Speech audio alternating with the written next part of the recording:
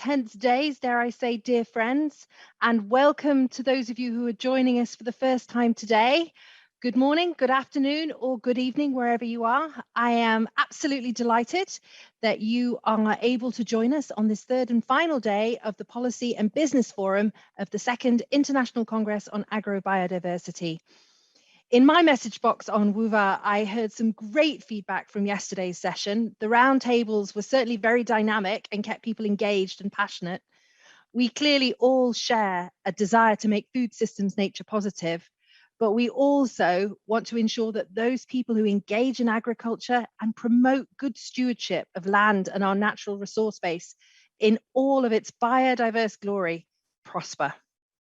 Collectively, I think we want to see that those systems that are more inclusive of diverse people and cultures also make the richness of genetic resources an opportunity for real transformation. This morning, we heard from the scientists. They talked to us about the transformation of in situ, on-farm, ex situ genetic resource conservation systems. They explored how these modalities talk together to ensure the conservation and use of agrobiodiversity. We also heard from Indigenous peoples about how important it is to focus on conservation modalities that, beyond the large seed banks, value and prioritize the presence of Indigenous and local conservation systems. This joined up and inclusive approach is the only way that we're going to get things done. Albert II, the Prince of Monaco, put it far more eloquently than I could when he said, "It's together that we will be able to save our biodiversity."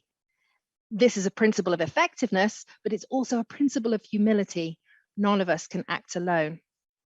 So this afternoon, we have a very exciting and I think important program for you. The organizers have brought together policymakers, small, medium and large size businesses, international organizations, and a wide range of what I would consider mission critical stakeholders, covering an incredible spectrum of food systems issues. The goal today is to reflect on how we can move forward, traveling faster and further together with food systems transformation. How are we really going to get things done? We're going to be reflecting, I trust, on access and benefit sharing, digital sequence information, phytosanitary regulations, germ plasma health, farmers' rights, and the role of business. During this journey, we're going to be guided by Michael Halewood from the Alliance CGIAR. He's going to be your moderator for this afternoon for this session, and he's going to guide us through the discussions and the debate. Later, at the end of the debate, Immaculada del Pino Alvarez will help us think through the implications of the rule of law for the practical implementation of transformative conservation opportunities. I'm really looking forward to hearing all the contributions from colleagues today and hearing some strong takeaway messages that we can action together. Thank you and enjoy the sessions. Michael, over to you. You have the floor. Thank you.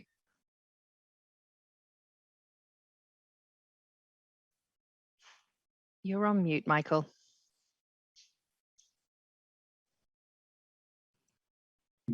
Well, thank you very much. My name is Michael Halewood. I'm a principal scientist at the Alliance of Biodiversity and CEAT. I'm also one of the co-coordinators of the Gene Bank Platform Policy Module of the CGIAR. The other co-coordinator of that policy module is Isabel Lopez, and she's going to be playing an active role throughout this afternoon as well. Our afternoon is basically broken into 4 parts.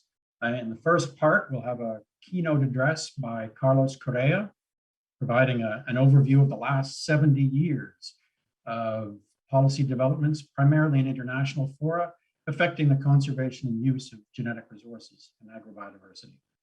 Then we'll break into 9 targeted, detailed presentations, followed by a panel discussion with the same panelists who made the presentations before.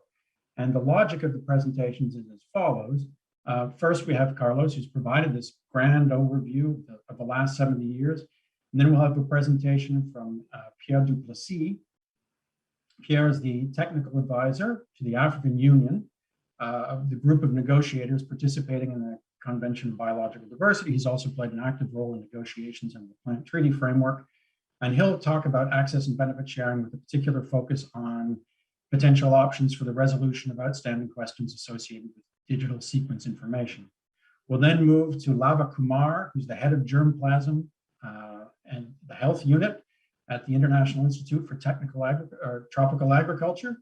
Lava is going to talk about something we often don't associate in our discussions with IPRs and ABS, but is very important, and that is the international regulation of plant health and how that impacts on the international movement of plant genetic resources in particular.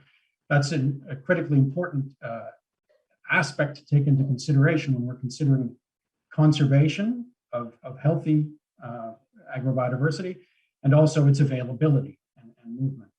We'll then move to two presentations on farmers' rights. One by Normita Ignacio from Sea Rice. She's the executive director of Sea Rice. And then we'll have a presentation from KV Prabhu, who is the chairperson for the Protection of Plant Varieties and Farmers' Rights Authority from India. Thereafter, we'll have presentations from two people from the seed industry, Anke Vandenherk, who's the deputy director of Plantum and also I think it's called chair of the Agrobiodiversity group within the International Seed Federation, and Ram Kandinya, who's the director general of the director general of the Federation of the Seed Industry in India. And they'll talk about the contributions that the private sector can make to the conservation and sustainable use of plant genetic diversity. Thereafter, we'll turn to members of the secretariats of three key international bodies. The first will be Tauko Chikongo, who's the senior program manager on access and benefit sharing issues under the Convention on Biological Diversity. We'll have Kent Ndozie, who is the secretary of the International Treaty on Plant Genetic Resources for Food and Agriculture. And finally, Dan Leskin, who's senior liaison officer for the Secretariat of the Commission on Genetic Resources for Food and Agriculture. And they will reflect on the roles of their bodies in the context of the international governance of these issues. Not all of these issues are necessarily easily amenable to international governance. And so they'll talk a little bit about how the international bodies for which they work in the secretariats can contribute to the resolutions of these issues, but also challenges that may arise in the context of international governance. So all of those latter presenters will provide their view and make their offering on how these issues should be resolved. But they won't necessarily speak to each other's presentations. They'll get a chance to do that in the panel discussion that follows. And that will be a panel discussion that will last for an hour and a quarter approximately, chaired by Isabel Lopez Noriega. And during that time, and also please note, everyone, we have opportunities to ask questions of each of the speakers immediately after they finish speaking. So please post questions you have for the speakers in the chat, and those will be passed on to us, and I will articulate your questions to the speakers. And the same is true for the panel discussion. So after the panel discussion, we'll then have a wrap up with Immaculada Del Pino from the International Development Law Association here in Rome on the rule of law, and finally closing comments from Louise and myself. So that's our program for today. And without further ado, then I turn to the presentation from our keynote speaker, Carlos Correa, the Executive Director of the South Center.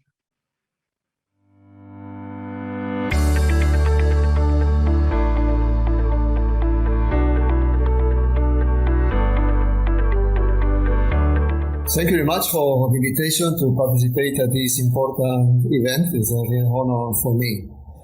I will present an overview of the evolution of the policy framework regarding agrobiodiversity, and I try to draw some conclusions and also to note some of the shortcomings and gaps. The premise for my talk is that biodiversity, including plants, animals, and microbes, is the backbone of sustainable agriculture and food security.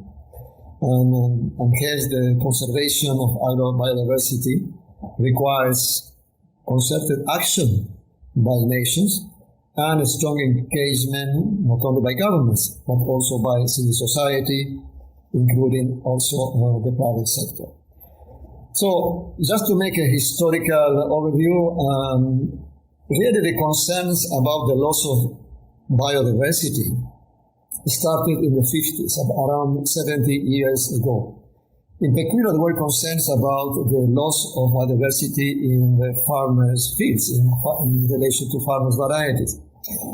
As the Green Revolution progressed during the 60s and the 70s, there was an increased recognition of the need to ensure the conservation and access to plant genetic resources for food and agriculture in order to ensure further research and breeding. And in fact, FAO started a number of technical conferences on the matter at that time. While these concerns were, however, somehow diffuse or very general and not very much focused, the private sector made in 1961 a major step forward on the basis of the adoption of the convention that created the Union for the Protection of Plant Varieties, UPOV. So this initiative was actually led by the breeders industry, by the seed industry. It was based on a long debate about what kind of protection should be given to innovation in breeding. As you may know, there were discussions previously whether patents should be applicable or not. In fact, the United States adopted in 1930 a Plant Patent Act that provided some protection on the basis of a special patent. But on the basis of UPOV, a new generic system was created on the basis of criteria which are not the same as applied to patent law, which includes in particular the criteria of stability, uniformity, and novelty. But then one of the controversial issues in relation to the UPOV system, the UPOV Convention was then updated or amended in 1978 and then in 1991, is whether the system which is established under UPOV actually promotes or restricts diversity in the area of plant varieties. So many analysts and the civil society has pointed out that the UPOV system does restrict the variety or the variability in the fields in relation to plant genetic resources. There is a different view from the office of the UPOV Union. If you look at the website, there is a statement saying that the plant variety protection system increases biodiversity by encouraging the breeding of new varieties that become new genetic resources. The fact is, however, that there has been a significant decline of agricultural biodiversity, and this has been quite a dramatic phenomenon. In accordance to some estimates, while 10,000 species have been used for food and agriculture over millennia, today less than 120 crops provide 90% of the food based on plants, and just 9 crops provide 66% of plant-based food. So this is clearly an indication that the loss of biodiversity in relation to resources which are crucial for agriculture has continued. Coming back to the historical overview, it's important that in the 60s and 70s, a significant movement started in order to set up gene banks to conserve accessions of seeds. And well, today, as you may know, there are more than 1,700 gene banks around the world. In some countries, there are more than one. And they hold more than 7.4 million accessions. So the gene banks were seen as a possible solution to the problem of conservation of plant varieties that may otherwise disappear. Then the ex situ conservation was given some primacy over in situ conservation on the basis of one of the reasons was the lower cost and also arguments about being more effective as compared to in situ conservation. An important step was actually taken in 1971 when the Consultative Group on International Agricultural Research was established, the CGR. Currently, the CGR supports 15 international centers and has made a very important work. In 1974, the CGR and FAO established the International Board for PGR, which is now Biodiversity, one of the centers. So important steps were made in the 70s in relation to conservation and sustainable use of plant and genetic resources for agriculture in particular. Now, what happened in the 80s? In the 80s, there were also important developments. In the first place, important to know that the UN Working Group on Indigenous Population was established in 1982. In 1982, also, the World Charter for Nature was issued, and I'll just read one paragraph or part of the paragraph of this charter, which said, "Every form of life is unique, warranting respect regardless of its worth to man." And then it indicated that we must fully recognize the urgency of maintaining the stability and quality of nature and of conserving natural resources. So that was an important declaration. This was followed a few years later by the report of the World Commission on Environment, that produced our Common Future report, often called the Brundtland Report, which introduced the concept of sustainable development, and which the report included an important chapter 5, on food security, and indicated a number of signs of crisis in this area. But specifically on agricultural diversity, debates intensified in FAO in the 80s. And these debates led to the establishment in 1983 of the Commission of Plant Genetic Resources, really important development.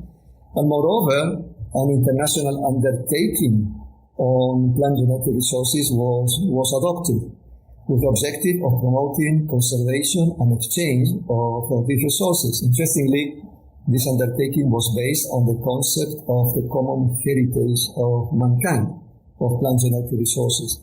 But not all states, members of FAO, actually agreed with the undertaking. There were some reservations, and there were some tensions. And these tensions, in particular, expressed two different views. On the one hand, what were called the technology-rich countries, that indicated that the free availability that was proposed by the international undertaking should not apply to cultivated varieties. They argue that it should only apply to obsolete and primitive cultivars and wild and weedy species.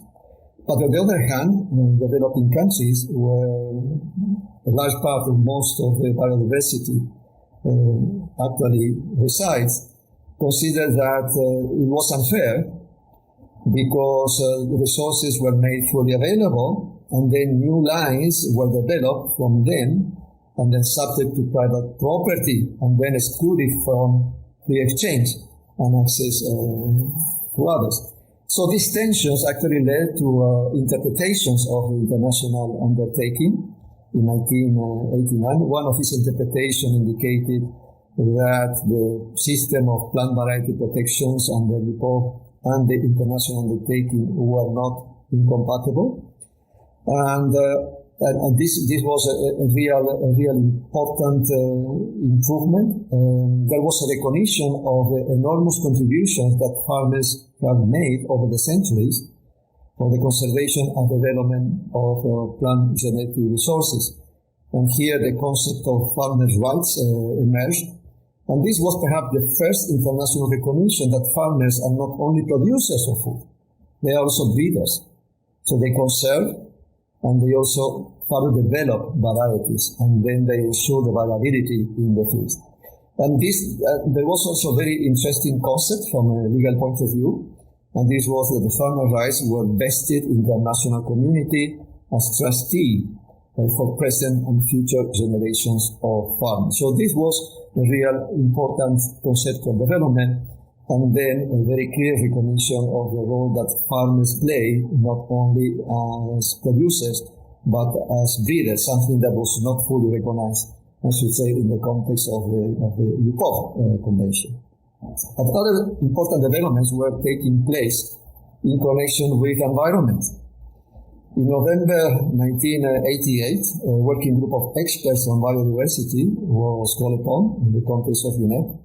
In May of the following year, 1989, an ad hoc working group of technical and legal experts was convened in order to prepare a draft treaty of the convention on instrument on this matter. And they actually worked very fast, very commendable, that they finalized a draft convention in a very short time.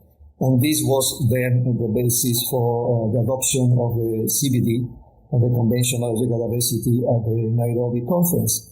This was adopted in May 1992, and in about 1 year, there were 168 signatories. So not only the process of generating the text of the convention was fast, but also it received a very, very strong and rapid support from the international community. Article 3 of the Convention of Biological Diversity introduces what for some people is paradigmatic change, as this article confirms that genetic resources are subject to the sovereign rights of the countries where these resources reside. So this is a different concept, as you may know, from the idea that these resources are a common heritage of mankind. And the CBD introduced a bilateral system of access and benefit sharing in order to ensure not only conservation and sustainable use, but also benefit sharing of the outcomes of the exploitation, the commercial use of genetic resources. So this was really a dramatic step forward in terms of conservation and the other two objectives of the convention. This convention was later supplemented by the Cartagena Protocol on Biosafety in 2000. It entered into force in 2003. And then another protocol was negotiated, in this case for a long time. It took 8 years to negotiate and adopt the Nagoya Protocol that supplemented in particular the Convention on Biological Diversity in relation to the third objective of benefit sharing. So it took 4 times longer to adopt the Nagoya as compared to the Convention on Biological Diversity itself. It introduced very, very important improvements in the system. In particular, it introduced the concept of derivatives, defined as biochemical compounds with a certain expression of genetic resources. It included norms of compliance, which were lacking in the Convention on Biological Diversity. So it aimed at strengthen the system of access and benefit sharing, perhaps not for all participant negotiations. The protocol included what they expected, but it has been a recognition of the need to further work in order to make effective benefit sharing.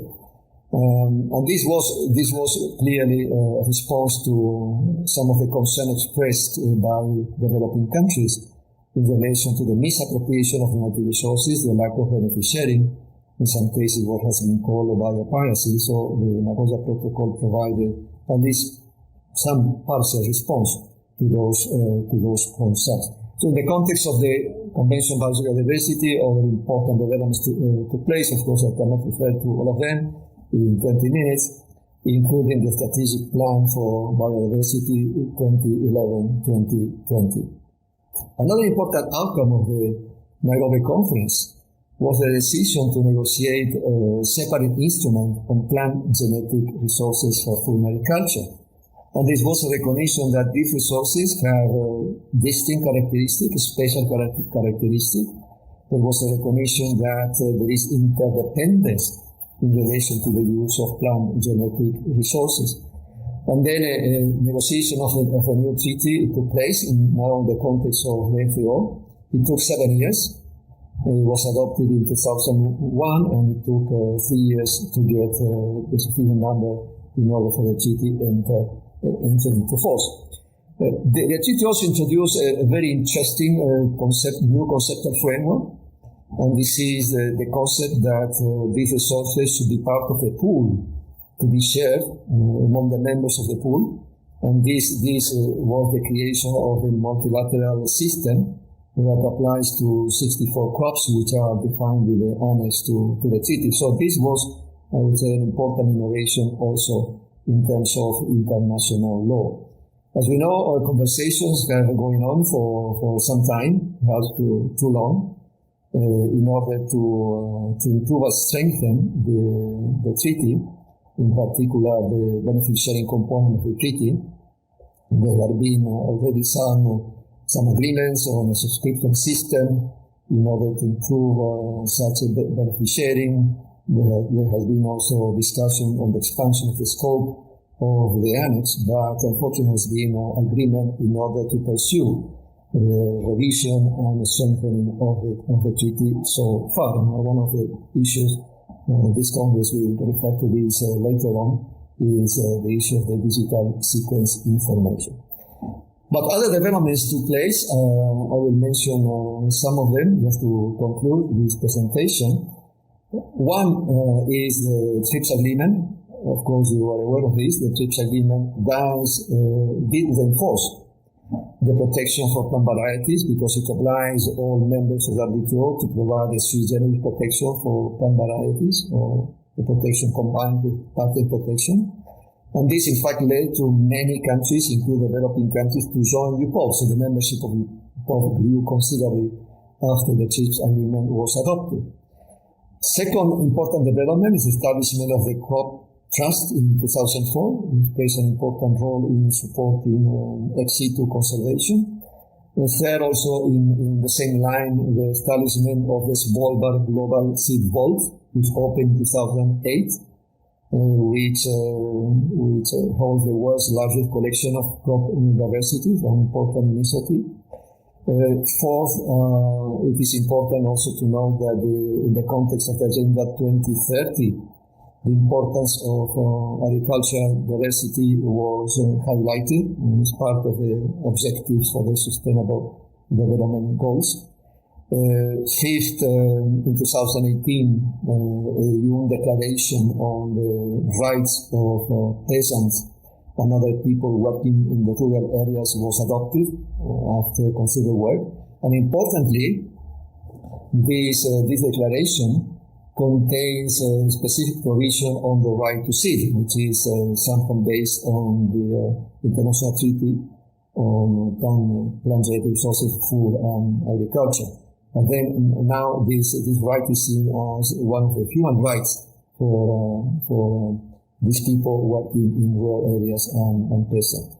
The sixth important development, but this is not at the international level, at the national, sub-national level, but I think is worth mentioning, is the fact that some legislations and one constitution, which is the Constitution of Ecuador, developed a new interesting legal concept.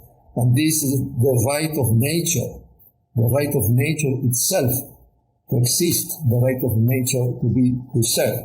So this, I think, is also a positive development. Also, Bolivia adopted a law in order to protect the Mother Earth in 2012.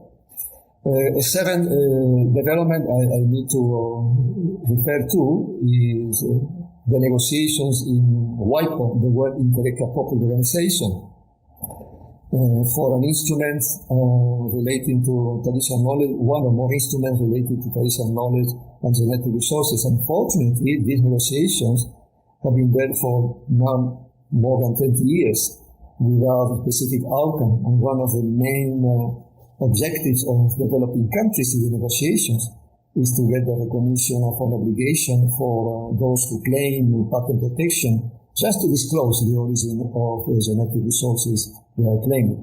But this quite reasonable request has not found support and has been opposed by a number of members participating in that exercise. So, of course, it's very difficult to summarize in 20 minutes 70 years of developments of the policy framework at the international level. So I have not attempted to be exhaustive at all, but let me just try to draw some conclusions. The first one is that quite clearly the international community has achieved quite a lot in developing a global framework for the conservation and sustainable use of agrobiodiversity. So this must be recognized. We should also recognize as being a significant creativity from a lawmaking point of view. New concepts were developed, such as the concept of farmer rights, the pooling of resources in the context of the multilateral system, derivatives in Nagoya, and all these concepts have addressed, at least to some extent, the concerns of developing countries, where, as I mentioned, most of biodiversity resides. And in these processes, FAO has had a leading role, FAO membership, and also FAO secretariat. The achievements were actually the outcome of the collective efforts of members, but also some individuals play a key role. And I think I must mention here secretary at the time of the Commission of Plants and Native Resources, Jose Esquinas Alcázar, who really had a leading role in the international undertaking, in moving forward the concept of farmer rights and the negotiation of the international treaty. And of course, civil society organizations, I must also highlight, played a tremendous role. They made major contributions in order to achieve the objectives that were sought. But now there are some shortcomings and gaps, so I will mention again a few. In the first place, in connection with the Convention on Biodiversity and the Nagoya Protocol, the fact is that many countries have not actually implemented it fully.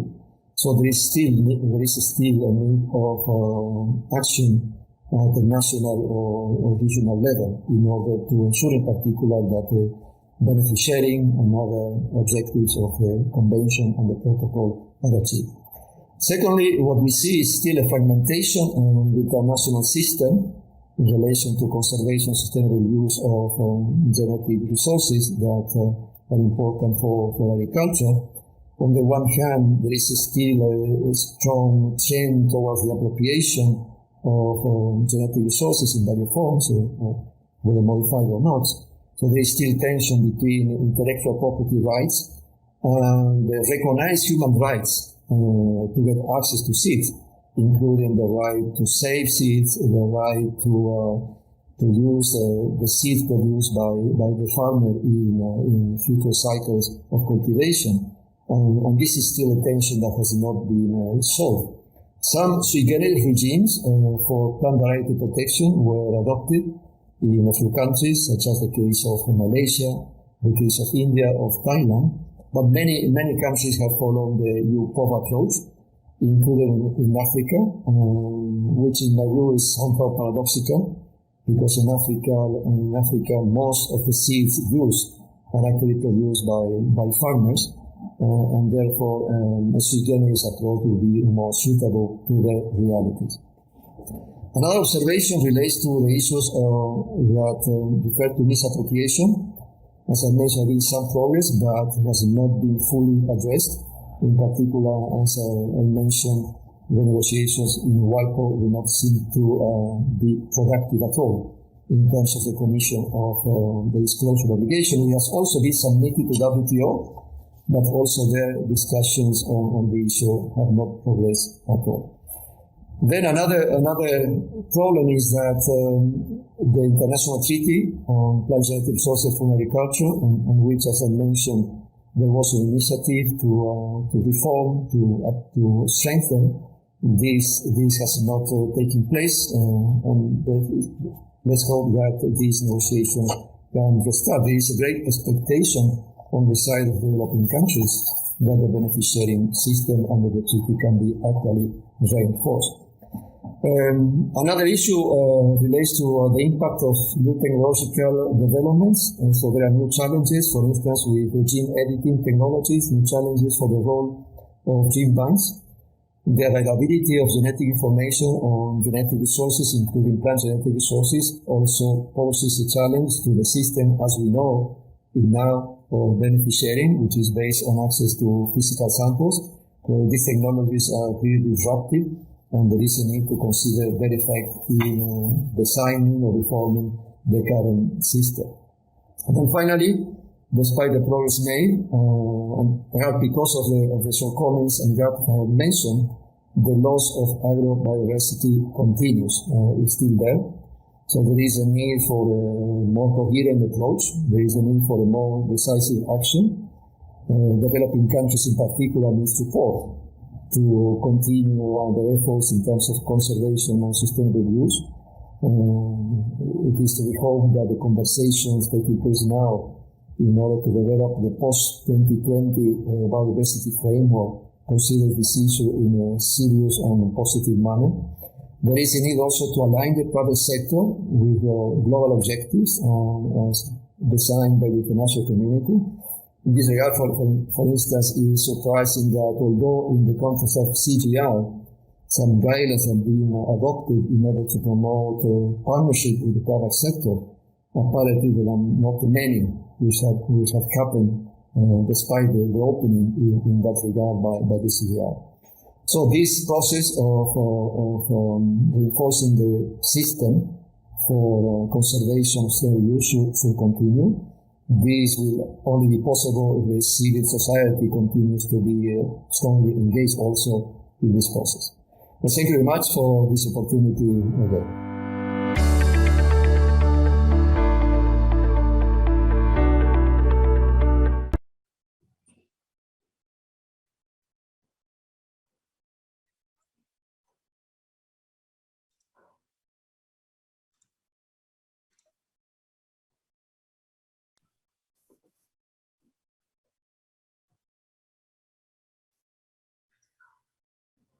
Hello. Okay, well, thank you very much, Carlos, for that overview. That was extraordinary. 70 years covered in 20 minutes. Okay, well, thank you very much, Carlos, for that overview. That was extraordinary. 70 years covered in 20 minutes. Okay, well, thank you very much. I have a very strong echo coming out of my machine. I have a few questions for you, some of which have come in from the chat. The first I'd like to ask has to do with, you've presented an extraordinary picture of a diversity of initiatives that have been taken up by a number of different international bodies, having to do with IP, access and benefit sharing, farmers' rights. We've also heard from, we have subsequent speakers who will be talking about phytosanitary regulation. It seems there's been, in the last 70 years, a proliferation of different bodies addressing a number of the issues you've raised. And I know that for a number of countries, there's a certain level of exhaustion trying to keep up with all these different processes and all these different bodies. And sometimes, often, the issues that are being taken up overlap thematically, sometimes in terms of substance. And I wonder if you could say something about whether it's a good thing or a bad thing that so many different international UN processes are dealing with these issues. Is it a challenge, or is it justifiable and a good thing? Your microphone's off. Okay. No, I think it's all right. Can you hear me?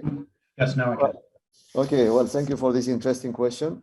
Well, you are right, and this is one of the points I made, that there is a real fragmentation in the international system dealing with plant genetic resources for food and agriculture and agrobiodiversity in general.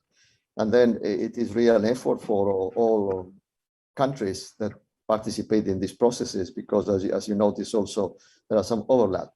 The point, however, is that there are different areas, different fields, and maybe we need to coexist with this situation. This will go ahead for some time. What is needed, I would say, is perhaps more coherence in terms of participation of the members of the international community. what you may notice some cases that the positions held by some particular countries in one forum are not the same as those held in other forums where the same issues or similar issues are being dealt with. So I don't think it would be possible right now to concentrate all on these issues in one organization. I understand that there is some exhaustion, but I think the point is that more coherence is needed, and active participation, particularly of developing countries, is very important to ensure that they participate effectively in all the fora where these issues are being considered. You noted that the negotiation of the text of the CBD took a relatively short time, a year and a half, 2 years. And then you note that it took considerably longer for the Nagoya Protocol negotiations. And then, of course, the negotiations to enhance the function of the multilateral system took 6 years and then were suspended before they could even be finished. Do you have a theory as to why it's taking so much longer for international bodies to address these issues now than it was in the past? Well, it was interesting to develop that theory. I think the issues became more complex. Also, different members of the international community were more conscious about differences in interest they may have on some particular issues. So the divide on some aspects actually increased. For instance, that was quite evident in the context of the Nagoya Protocol negotiations, and today still in the context of the negotiations in WIPO on genetic resources, traditional knowledge. As I mentioned in the talk, after 20 years, there is still no agreement on some issues which look very reasonable. So I think the complexity of the issue, the fact that in some areas, the north-south perspectives, different perspectives are now much clearer, have raised this situation in which it takes longer to negotiate these agreements. Mm. There's a comment, a question coming in from Sonia Zorgo, who's participated actively in this Agrobiodiversity Congress, and she asks, says it's unfortunate that you don't draw a distinction between UPOV and patents with respect to their potential impact on agrobiodiversity. And she cites the fact that there is a breeder's exemption in the UPOV Convention for the free use of protected varieties for further breeding, and says that has contributed to the creation of new varieties and therefore agrobiodiversity in general.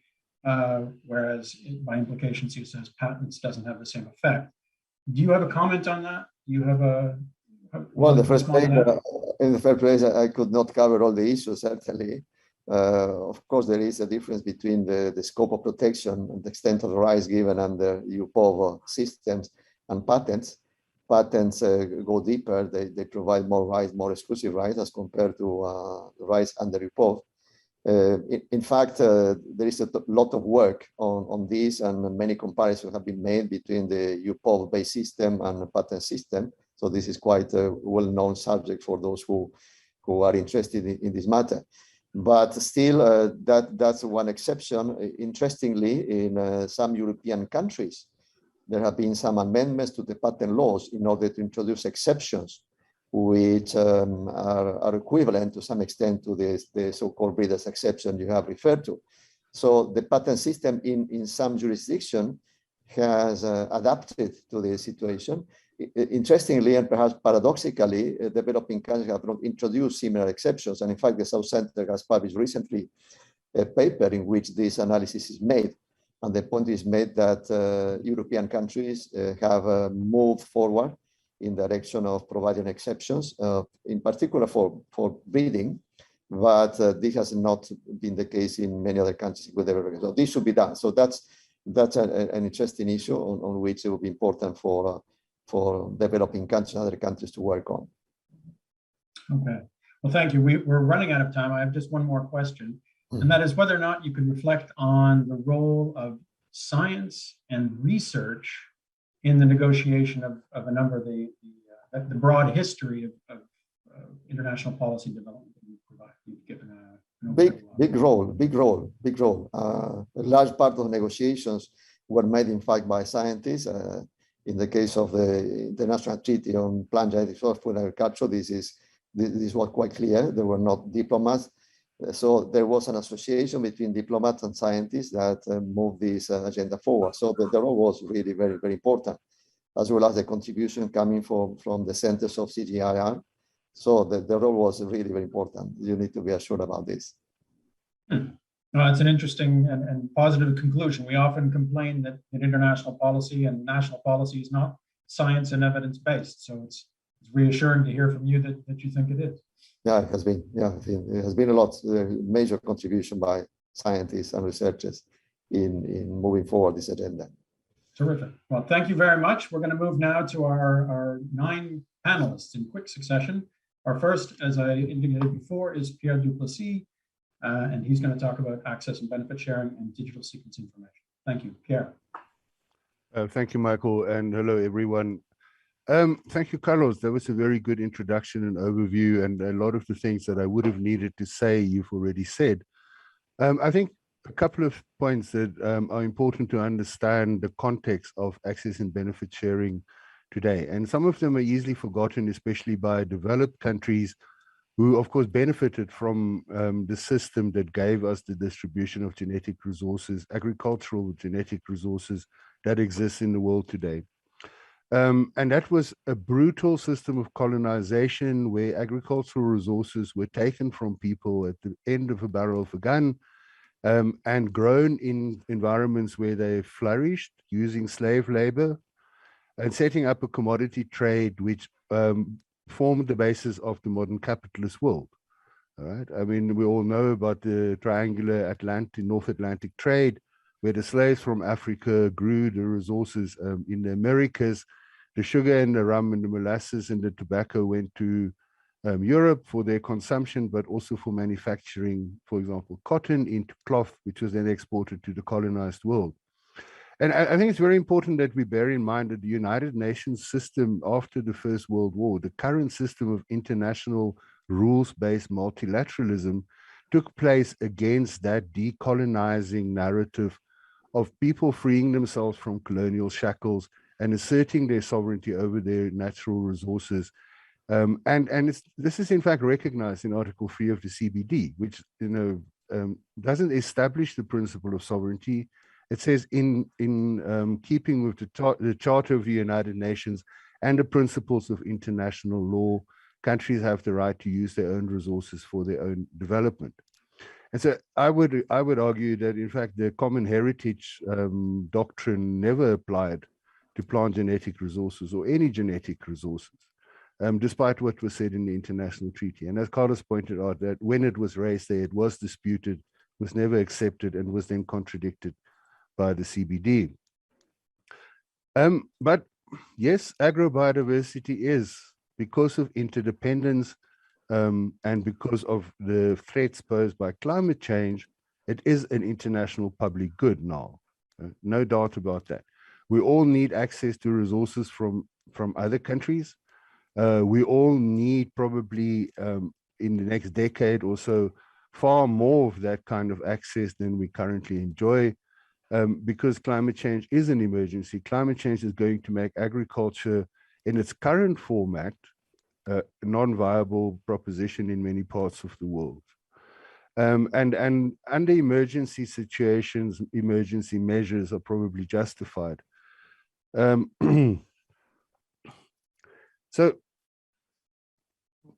going forward then, I mean, we're negotiating at the moment this post-2020 global biodiversity framework.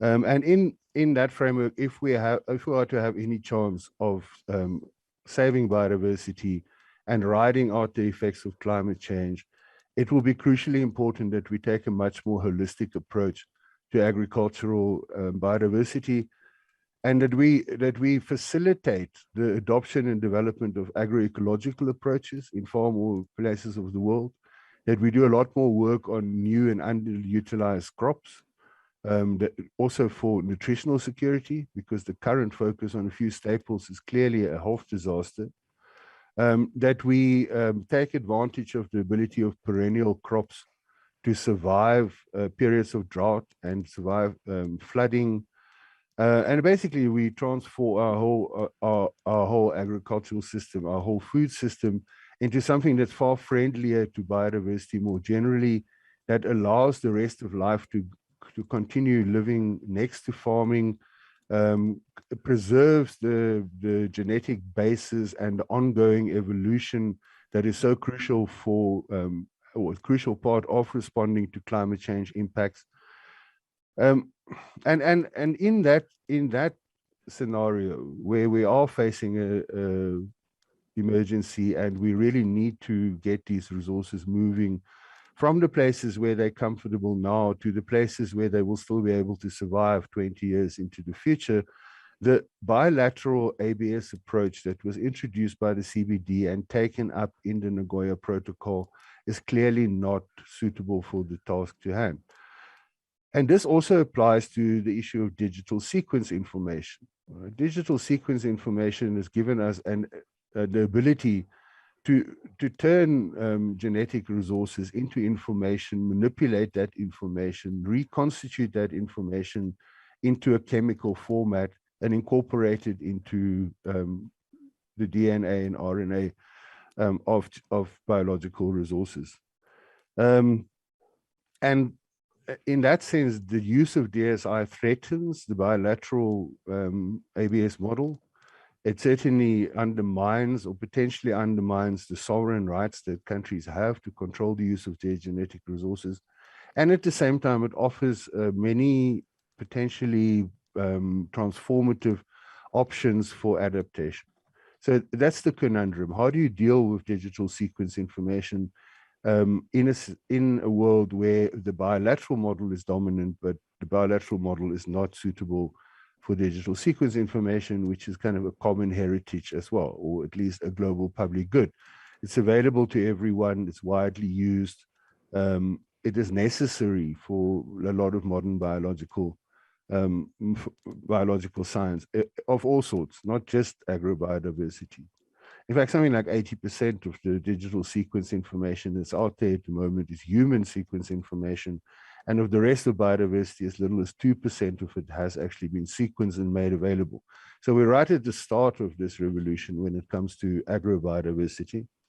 And we need to come up with creative approaches, not to strangle the baby at birth, but also not to create a situation where countries, for reasons of preserving their sovereignty, start placing national restrictions on the sharing of sequence information. And quite frankly, in my view, the key to this is to agree on a system that will share the benefits of the use of DSI and the benefits of the use of biodiversity more generally, and make sure that that sharing constitutes this, supports the sustainable use and conservation of genetic resources. I'd like to share only one slide with you, please, which deals with a proposal that the African group made at the last meeting of the open-ended working group to develop the post-2020 global biodiversity framework.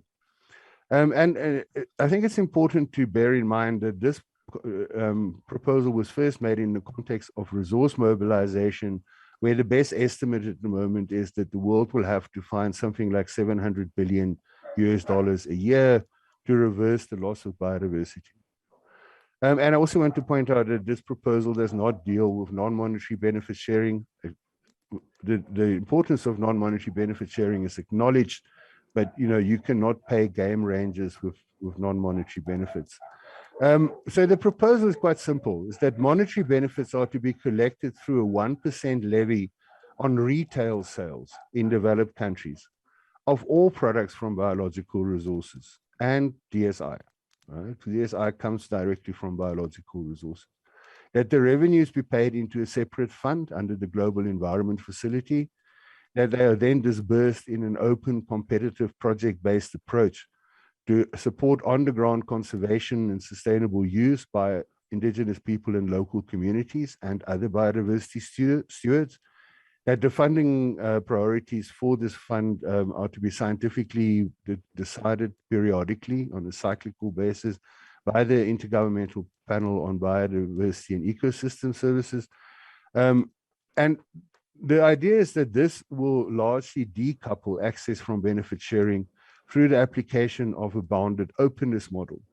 Bounded openness basically would allow researchers and breeders and other people in industry and who do innovative work to work on what they do best, which is innovation and commercialization of innovations without having to bother about complying with ABS. Now, I mean, a caveat to that, of course, this agreement will not undo the sovereign rights of countries to control access to their genetic resources. And in some cases, of course, you would still need prior informed consent and to negotiate mutually agreed terms. But it will allow the ABS authorities in developing countries to focus on national priority genetic resources instead of engaging in this endless exercise of swatting flies, as my colleagues in Brazil once described their previous ABS system, where you spend a lot of time and energy negotiating mutually agreed terms on resources, on access to resources that might actually never really translate into any substantial benefits. In this case, the benefits will be collected only once they've been created, as evidenced by retail sales, and they wouldn't have to be collected by the pharmaceutical companies or the agricultural companies or the farmers. They will simply be collected by the final sellers at the retail level and paid over a little bit like a sales tax, but it's not a tax, it's a biodiversity levy. This would guarantee benefit sharing, and it would be the key, I believe, to preserving open access to resources and resources also in the abstracted form of digital sequence information, which we all need open access to. The remaining questions, and these are to be negotiated, of course, the answers to these are to be negotiated, is how do you make this compatible with national sovereignty and with the rights of indigenous peoples and local communities? But in that regard, all treaty making is a qualified compromise of sovereignty. And I'm sure that if we approach this question with the sense of urgency that it requires, creative solutions are possible. I think I'll stop there. Thank you very much. Great, thank you, Pierre. That's really very interesting. Yeah, those of us who have participated in the sessions of the working group to develop the post-2020 framework have heard some of these details from representatives of the Africa group. And it's really very interesting. I note that it sounds a lot like the subscription system that we were discussing in the context of the renegotiations of the access and benefit sharing under the plant treaty, whereby we had the idea of subscribers paying 1% of seed sales every year to have access to the material in the multilateral system. I have based on that, I have a question for you. In the relatively small world of the plant treaty, which is focusing on PGRFA and basically the seed industry, it was relatively easy to identify the material whose sale we would pay attention to for this purpose, sales of seeds. Under the Nagoya Protocol and the CBD, the world is so much bigger and so much more complex. How do you address identifying what products get sold? Which ones are the ones for which you ask for the 1% payment? Well, the proposal is that all products from biology will basically attract this levy. That's quite a simple test to apply, right? Does this come out of life or not? Right? I mean, we can argue about whether fossil fuels once were alive and therefore are products of biology. I would, of course, argue that they were and therefore they are, and it would be very good to get 1% of all the money generated from fossil fuels to go and conserve biodiversity and respond to climate change. But even if you were to just, was it once alive and is it now a product, it would be a relatively simple test, I think, to apply. About the world being bigger and smaller and so on, I mean, I don't know to what extent you want me to go into the details of why the treaty negotiations on reforming the multilateral system floundered. In my view, in the end, they floundered because the treaty is too small and particular. What we couldn't resolve is the fact that the treaty was negotiated for a very limited set of purposes, which is basically breeding and training and conservation, sustainable use of plant genetic resources. And it does not, in fact, it specifically prohibits using those resources for anything else, right? For example, for medicines or genetic engineering that's not within the sphere of that, a very limited set of uses. And DSI allows the information from the genetic information from the multilateral system to then be used for purposes that the treaty never agreed on. And that was the problem. I mean, this approach, what it does is it expands the universe so that it encompasses all of the different uses of genetic resources. But within that, it creates a safe space, if you want, a bounded open space where scientists, researchers, breeders, commercial users can do pretty much anything that they can legally justify, or that they can without breaking the law, so to speak, and they would only be due to pay benefits, but they would not even pay those benefits. The retailers will pay those benefits, and that would be very simple to police because you can basically just keep a public record of which retailers are collecting the levy and which of them are not, which means you can also make the system applicable to the United States, who's not a member to the CBD, because you can have the public hold retailers in the United States and multinational corporations from the United States all around the world responsible for collecting that 1% levy and contributing to the conservation of all biodiversity, but in particularly also agrobiodiversity. That was my point about it being holistic, and we really need to think about the better integration of agrobiodiversity into overall biodiversity. I mean, it goes way beyond the seed sector, right? And I'm sure Dan will be saying something about all the other aspects of agrobiodiversity that are so critical for a successful agricultural and food system. Okay, great. Well, thank you very much, Pierre. I'm sure there will be a lively discussion about some of the ideas you put forward in the panel discussion after all the presentations. We turn now to a presentation from Lava Kumar, who again is head of germplasm health at the International Institute for Tropical Agriculture. Lava. Thank you, Michael. Can I share my screen because I will start with the presentation? Please. Is it okay? Yes. Yeah, please let me know if the screen is on. You can see the screen. Yes. Great. Yeah. First of all, I would like to thank organizers for asking me to address this particular subject concerning with the phytosanitary regulations and germplasm health.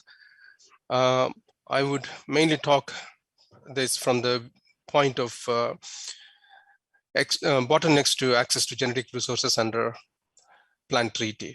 The previous speaker talked about the importance of germplasm as international public good and its value, increase in value, especially in the context of climate change and many countries needing to have access to resilient germplasm. But then there are policies which have been established that sometimes could become a bottleneck. So before I address that, I would like to ask, does anybody have read this report, these books? I probably would not think so because they never existed. But basically, since the outbreak of COVID in the late December, and then once it became global pandemic by early part of 2020, it has normalized a number of technical issues that we usually talk within the phytosanitary community. One of the keywords is quarantine.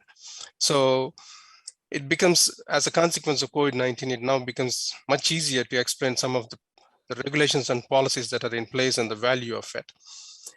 Needless to say that most of these policies are mainly there to offer benefits, especially to protect life. In case of COVID, it is mainly for human health management through regulations. But then it has completely derailed the whole human system, I would say. And as a consequence, there are a number of things that have happened, both in terms of direct and indirect losses. There was continuous changes in the policies and regulations which affected the business and the normal life. One thing become clear is that the variation in regulations used by different countries to defend the same situation. So why that happened? It also helped normalize a number of things. For instance, why certain procedures are used. It's much more simple, easier to explain. For instance, the self-isolation, it is mainly to prevent. The same thing is used for animal and plant health quarantine, diagnostic test to confirm virus presence, sanitation to eliminate the viruses. And then the reason for preventing somebody from traveling, it is mainly to avoid the virus spread. And the same things are also done for other systems like plant and animal health. And as the things become better, as solutions started to emerge, now we are slowly opening up. But then there are still different rules, which is not making things easier. So the key thing here is divergence and the dynamic standards. So which is making things very difficult to normalize the business in a number of ways. But is it a unique situation? Definitely not. There are a number of health conditions that warrants that kind of quarantine measures. The most common and popular one is yellow fever virus control, the vaccination requirement for traveling to yellow fever endemic countries, which have been pretty much harmonized across the world, and it was overseen by the World Health Organization. Why the same thing did not happen with COVID-19? It is a new threat. Firstly, it is a new threat.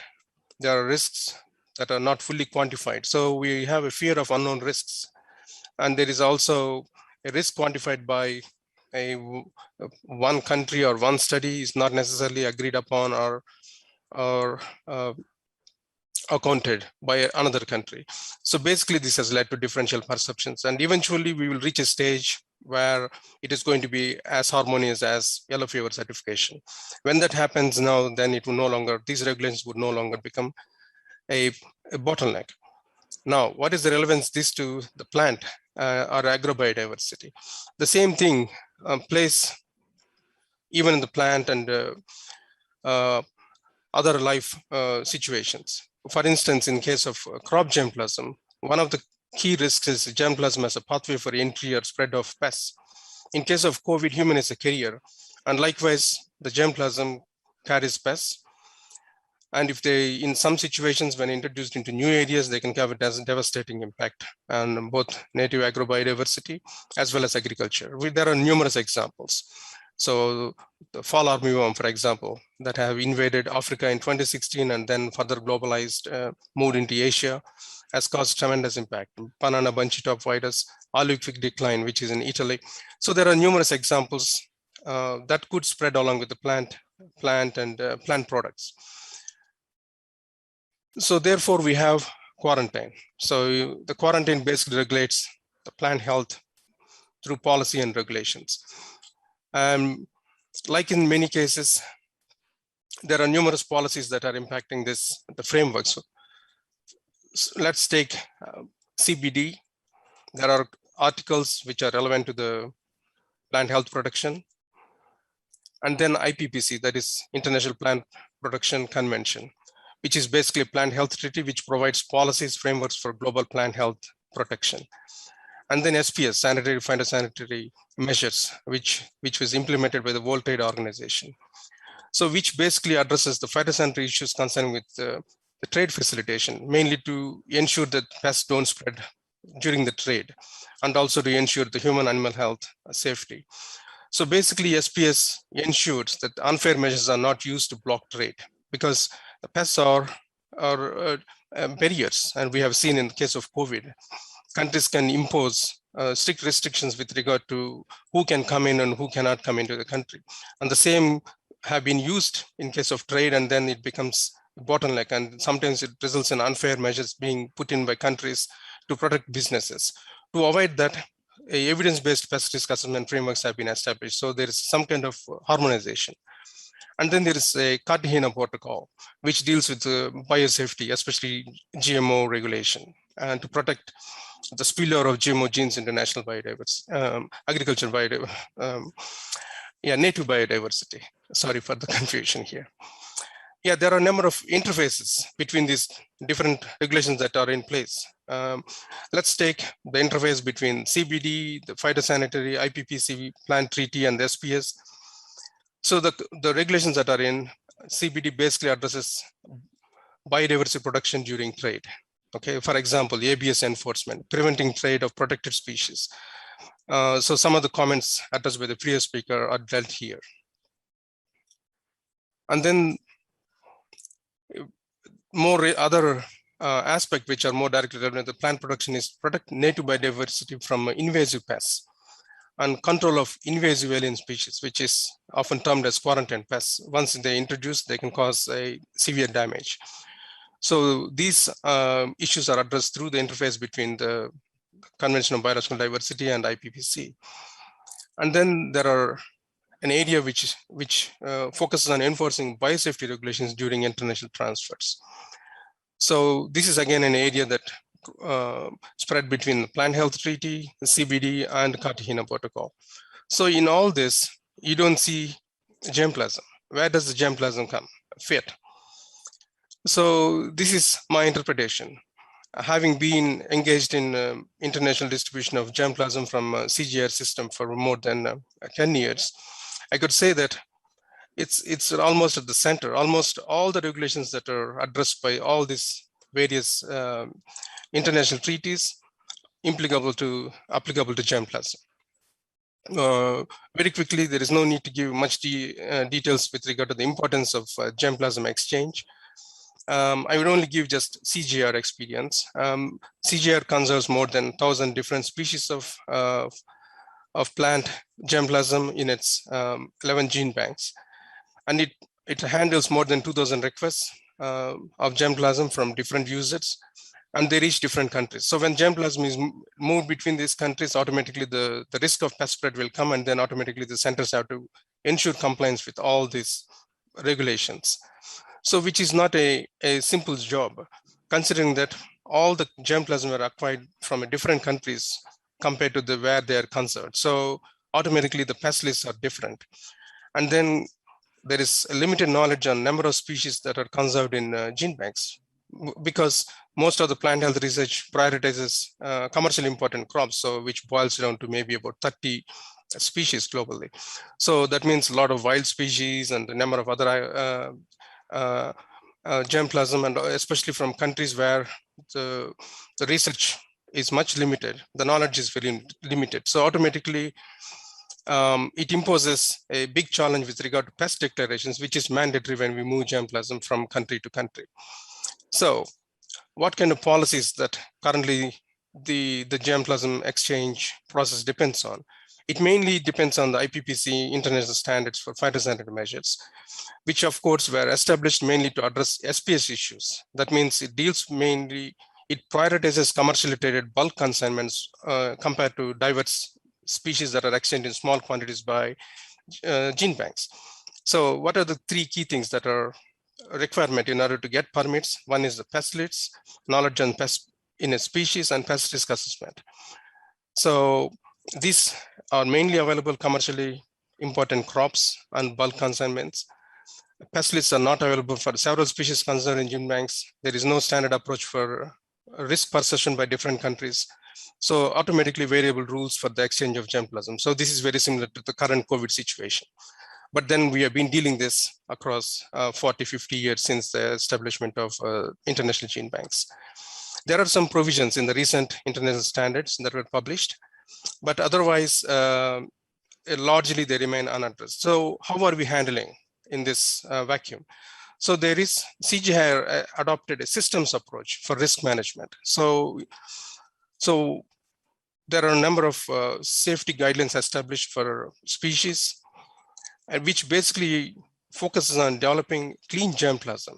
So that involves use of rigorous scientifically backed procedures that ensures supply of pest-free germplasm. So this is the only way.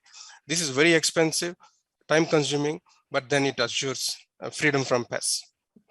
So this is my last but one slide. What are the current consent to germplasm exchange? So as I explained, there are variable demands for pest declarations and paperwork, continuously evolving procedures, ambiguous requirements for the same crop from different countries, there are often delays in clearing germplasm, so which results in loss of viability in transit, loss of crop season, loss of opportunity. Of course, we can't say these are unfair concerns. From the plant production point of view, there are concerns because there is no updated pest list. The pest lists for species of interest are not available. And then doubts on health status of source of origin, because the information is not available in the literature.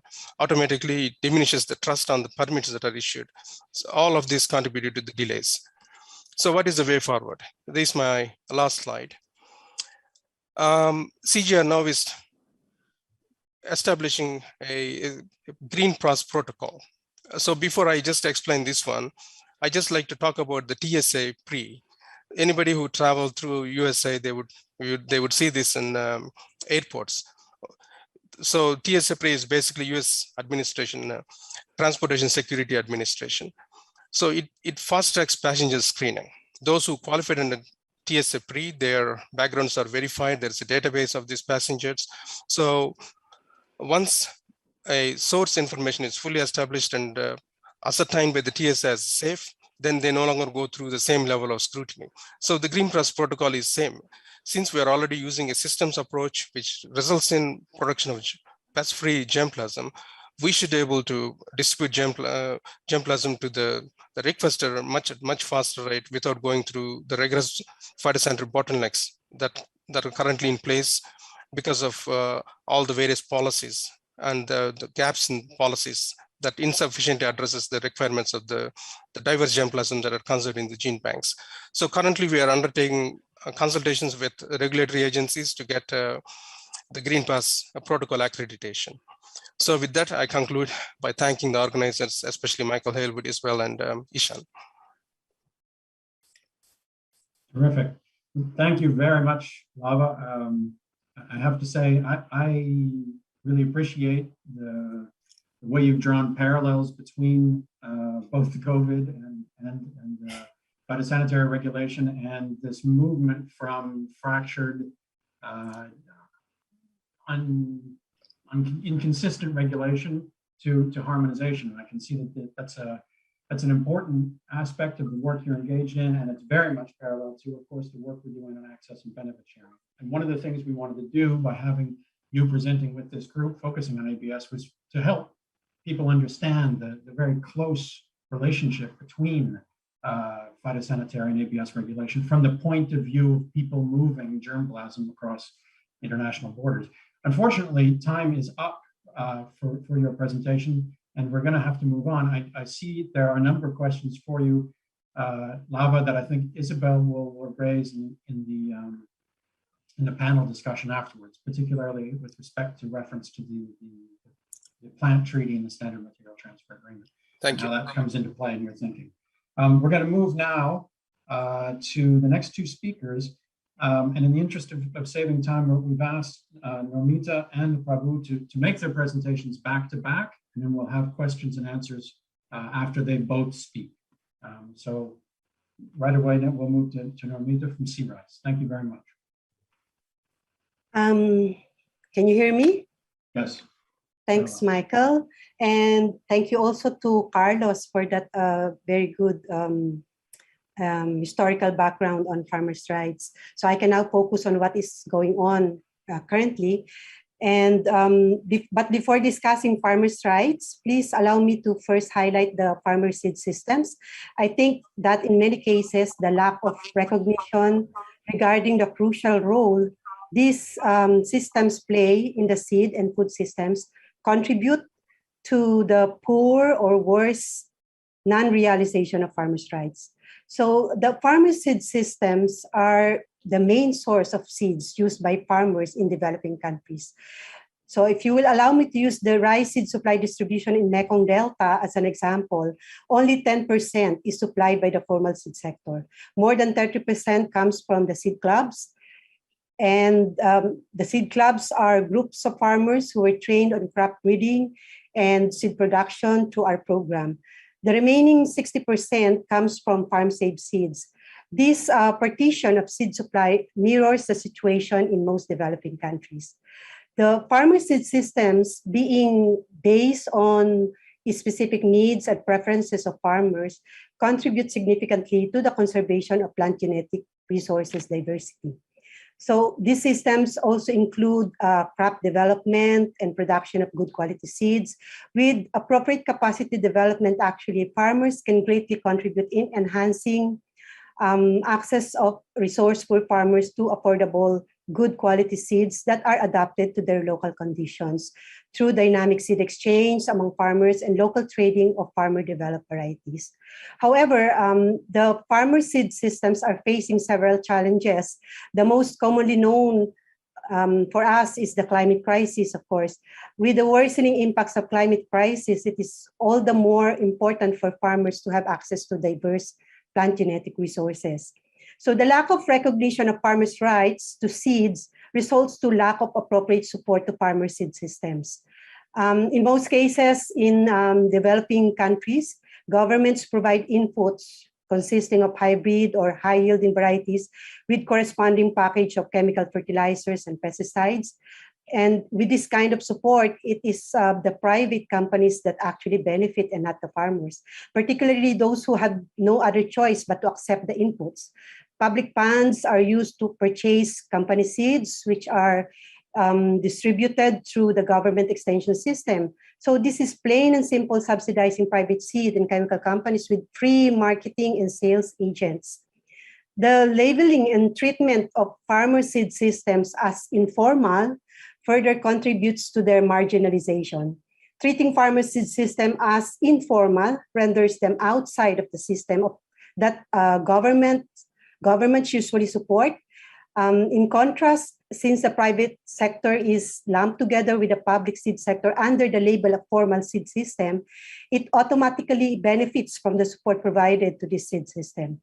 So the treatment of seeds as commodities for trade have resulted in the mounting pressure to develop policies in favor of trade and investment. So the current trend of harmonizing seed-related policies, laws, and regulations actually circumvents the flexibilities available, particularly to least developed countries under the WTO. Carlos mentioned this in his presentation earlier. So this translates to policy and regulatory frameworks that favor only a small segment of the seed systems. Seed laws and variety regulations, in most cases, are detached from realities on the ground. They are usually developed to regulate the formal seed systems, but with adverse impacts on the farmer seed systems. The varietal regulations most especially limit the number of varieties available in the market.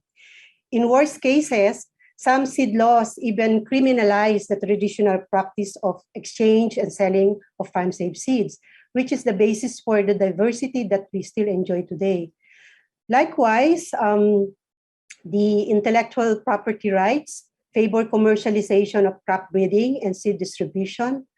Plant variety protection laws, in particular, those which are consistent with UPOV 91, restrict the access of resource-poor farmers to protected varieties that could be potentially useful for them to adapt to multiple crises that they may face. In the same way, these restrictive laws limit the livelihood opportunities of small seed producers, which pave the way for big seed companies to monopolize the market. So how do we deal with these complex issues? I think first and foremost, if we are really serious in conserving agricultural biodiversity, farmers should have unrestricted access to agricultural resources, especially seeds. And the role of public research and plant breeding institutions, including gene banks, is important, but it must be reinforced that they should continue to do research, plant breeding, and genetic conservation for public good. So to this end, it is important to emphasize that funding for their activities should be sustained, but their approaches should change to involve genuine participation of farmers as co-innovators. The private seed sector, on the other hand, must acknowledge its functions to serve the needs of for all farmers and not just those who can afford to buy their seeds. We can only hope that they would recognize that farmers are an indispensable part of crop breeding, and restricting their access and excluding them from the benefits derived from protected varieties is inequitable and unwise. It is inequitable because all of formal breeders' breeding materials are derived to some extent from a farmer's variety, and these breeding materials are usually obtained from farmers with little or no restriction. It is also unwise because cutting them off will lead to the loss of diversity, which is essential for breeding. So considering all these issues, policy making should be grounded on realities, and recognition of these two distinct seed systems should be, it's very important. And policymakers should always strive for a balance that would ensure that agricultural biodiversity is conserved and farmers are not marginalized. With regards to rewarding innovations, other approaches must be explored to ensure that farmers are not restricted in accessing new varieties and farmers' varieties are protected from misappropriation. This is one of the issues that farmers are raising with regards to, for instance, plant variety protection. There's no clear provision there that would really protect their varieties from misappropriation. So in the end, we should always remember that seed development, production, exchange, and sale are part of the dynamics of the farming systems, and these are the ones that need protection if we want to conserve agricultural biodiversity. So I think that's it for me.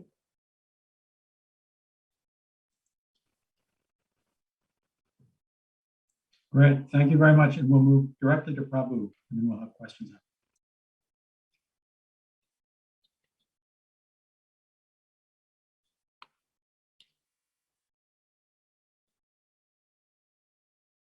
Can I start now? Nathan? I can see you. I'm having difficulty hearing you. No. Are you able to hear me? Hello? For me, that's not, your voice is very metallic and not clear. I don't know if the organizers can help.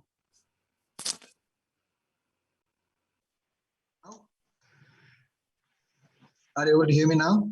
Perfect, yes. Okay, good. So let me start with my screen.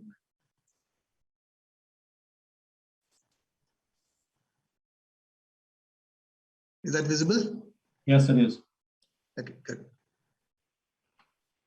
If you can go to full presentation, yes. Yeah. Thank you. Thank you, Rory, for the excellent presentation. I believe organizers have really thought well to put us together, because what I'm going to present now is going to cover almost all those features which our regulation for farmers' rights and protection of varieties has put together. So I'd like to go through that quickly. First, I would like to define what is that farmers' rights, which we consider as integral to the system of agriculture, meaning agricultural biodiversity conservation related matter. First, the farmer is entitled to save, to use, to sow, to resow, to exchange, to share, and to sell, which is where is the major concern with international agencies for plant protection India faced. So therefore, that's the reason we did not join UPOV, but that's the reason we don't want to join UPOV, because we cannot do away with these points, which you very elegantly raised. That's a point which we have in India, and we coexist. And that is possible with the farmers as not marginalized and are in mainframe in our condition. Okay, the only restriction here is that the farmer cannot be a company by himself by mimicking and by selling it by the same brand as the protected variety branding is. So that means he can only share and sell it in an informal manner without labeling it, without branding it as a sharing or exchange of material with anybody else. That's the way he can sell it, but not by branding it. Now, what are those things that farmers can protect as their varieties, which we legalize, just like a plant breeder's variety? In this case, we have made an exception to the point of novelty.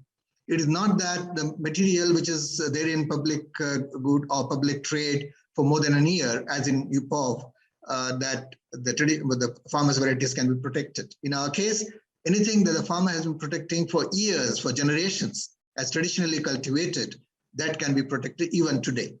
If that is clearly done by the farmer in his farmer's field and nobody else has got it, or it's being maintained by one family, one individual, or one community. It's all possible according to the rights are shared by a family or a community or individual. Provided it is traditional, it is not new, it is not material shared from other breeding organizations from where material might have been filtered in or things like this. So that we distinguish by our own standards of doing that test. And it can also be a wild relative, not necessarily a cultivated species in large, but still maintained by a community for some niche value it has. So that's how it is. And I just want to showcase, giving this importance of farmers' varieties, out of the 4,700 odd varieties we have protected till the 12th of this month, 1,800 varieties come from the farmers. Okay, so that's the point of importance, and we have recognized that, and we continue to recognize it. And I just want to showcase why we want to see that the farmers' heritage or year-long efforts for many, many decades are worthwhile even today. You can see some of those examples of, I'll just take one or two examples. Navara rice. It has a medicinal value for curing circulatory, respiratory, digestive, nervous system ailments, traditionally from the ITK of the communities, and it works. So that's why we give importance to those materials. So that's the point. And Pokali rice, for example, salt tolerance alleles and genes QTLs are isolated from there now, and we are transferring it to breeding earlier varieties. Had Pokali rice not been registered, had it not been, say, protected, there would have been no benefit shared back to the community. Now, anyone who uses this Pokali rice in India will have to give back, which we will determine on the basis of genomic constitution, go back to the community or the farmer who has got it protected. We also have given, Carlos said this very beautifully, that farmer's right as a plant breeder also got to be recognized. We have done that effectively. A farmer can be as a good or as recognized breeder as any other organized breeder. So we give that recognition to the farmer, and we also make it very evident that if it is a traditional variety, he is not considered as a breeder, but he is considered as a farmer conservator for that variety. So it is a farmer's variety category. Whereas if he becomes a breeder by making crosses or identifying, say, hybrid materials and then picking up segregants from there and say maintaining it like any other plant breeder, he would be treated as a breeder with an identity of being farmer, wherein we see points of not charging him any fee. That's the exception we gave. He will be treated as a new variety breeder, but without having to pay for maintaining his variety, maintaining his right if he gets it, and things of this kind. So that kind of priority we are going to the farmer. We also have built in the right to be maintained by the farmer and not be lost in the IPR related wrangle if he has traded a material of a protected variety or has violated a plant breeder's right, which is there in the country, without any kind of knowledge about the protection of that material. If he proves it in the court, then he will be given protection from that innocence that he had shown. So that also is available in our act. I think these are the things which will encourage farmers to come forward, which will also encourage those farmers who would like to conserve materials and identify the trade value of it and then get into the commercialization wing and get some benefits back to the community or back to the family after having done that job. So that is what is preserved by our act. Then we have a recognition also legalized by recording officially their activity of conservation or say maintenance of materials which are used now by plant breeders for any purpose, either for transferring the gene or for working out the genetic inheritance of that new trait in that material as a value system for further usage. Then we recognize those communities by giving very big awards. In fact, I should tell the globe that this particular award called Plant Genome Savior Community Award is one of the biggest cash prize awards from the government in any sector in India at the moment. So that's the point of importance the government has given to the community rights of the farmers for having conserved materials. Then we go to individual levels of farmers who had done the same things with traditional materials, and we give them the same recognition at a lower level of 150,000 Indian rupees and 100,000 Indian rupees. So on an average, we give about 35 such people, such communities each year awards. Okay. Then the benefit sharing, which Nori mentioned about. We have that legalized in our system. Anybody, anyone, whether it is an individual or the farmer or a farmer community or any other street walker, if he realizes that some material which has been bred by a company or bred by an institution, public or private, has a typical conserved character existing in a farmer's variety, then he can file an application to me, and then I will see if it is really so. It's very easy today with the genomics era to see whether it is a trait that is conserved effectively in one particular material, not existing in the working germplasm in the crop, in the sector. Then the return from that variety to the company will be shared with the by law. And I have that power in the act that I will use the revenue recovery stage. That is, if the company does not pay back, we have a gene fund from where we give the farmer and recover from the company by imposing other laws of criminalization for not having paid and not having given the farmer the due, and also make it, if necessary, on an annual basis. So all these things are provided to see that the benefit is not lost to the farmer. Then we also have another benefit to the community. That is, this one is within 6 months after we register the material for protection. There's another protection which is given to the community, entire community, if it is those land races. There are in the country like India with ancient agriculture still in practice or practice for long duration, there is a possibility that there's some material which has been there for many, many years and the whole community is maintaining it for many reasons. And if such genes are taken out from those communities and anybody comes out with that during the protection period of 15 years, anytime, entire community's value will be returned over the previous year's calculation by looking at the returns, because they're all required to be done by a protected variety while they maintain it annually. They'll have to give us 0.1% and 0.05% of the licensing they do or the sale value profit they do. There is something that they have to give other than the maintenance. So all of that will go back to the community. So that's the kind of protection we can give in terms of benefit sharing. That doesn't mean the plant breeder has to lose just because there is an allegation of this kind and it is given as a legitimacy. It is highly restricted. Okay, it is case by case, and it has to be seen with the particular detail of whether the violation is there for plant breeder's right by the farmer or otherwise. So farmers' rights can also be misused in some cases, but that is prevented to see that the breeder's right is protected very well. And that is just by looking at whether the seed selling is by branding by the farmer. When he has the power to sell, if he sells by branding, he is violating it. If he adopts any practice that can be prescribed as processing of the seed, that is also equivalent to a pre-branding system or equivalent to seed production system, not his normal agriculture. So that is not his right. Then he is becoming a plant seed producer. So then it is not the right he has as a farmer. So that distinction, farmer versus seed producing farmer, this is very clear in our act.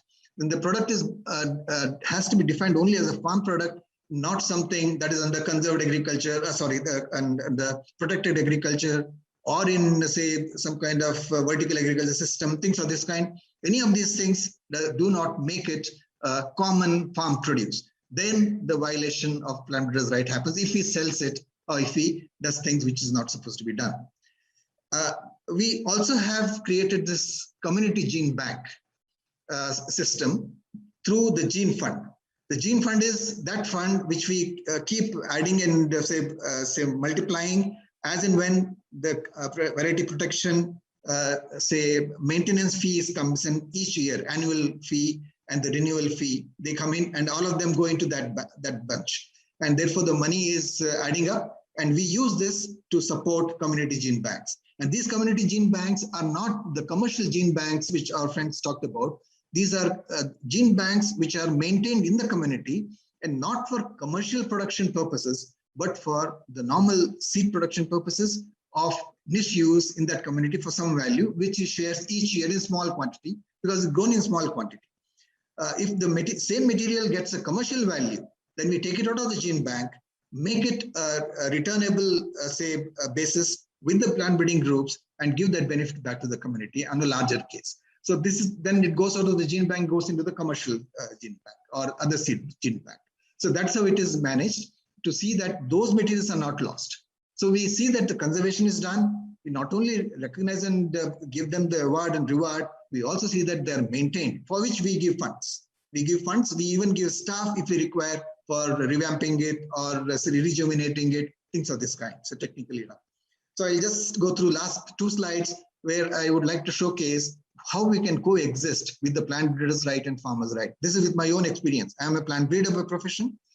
One of our varieties called SD2967 in wheat has been covering for last 4 years more than 10 million hectares each year. This is something huge in terms of a single variety in any country for any crop that has happened in this. But that has been done by 39 seed companies. But before that, I gave the seed to 16,000 farmers myself, 2 kgs each, okay, seed to multiply and distribute. This made the companies to realize that there is a material of importance, and then they came to me for licensing. 39 companies at that particular time was the largest number for a single variety in licensing, even today. Then the success of this mega variety made my next variety, we licensed the 220 companies and 8,000 farmers did the seed selling before the companies came to me. And the companies still came and did the seed licensing from us. They didn't get, say, thwarted by a self-pollinated crop. Farmers have already got the seed, and where will they make the returns? Now, even today, 220 companies are making big money out of this material year by year because farmers first go for available seed by the companies. They will not use their sales seed if new seed is available to them. This is a fact. I have given in my answer the details of those things. This is my last slide. See, the 24,000 farmers whom I shared my seed with while I protected it is the promoters group, which a company would normally invest in before they sell their seed material by giving samples. The farmers are doing their job without the company without I as an organization had to spend money on that. I simply had to give them 2 kg seed and they did the entire, promotion of the material, which is why it becomes that big deal of getting to 10 million hectares of land for more than 5 years in running. That's it.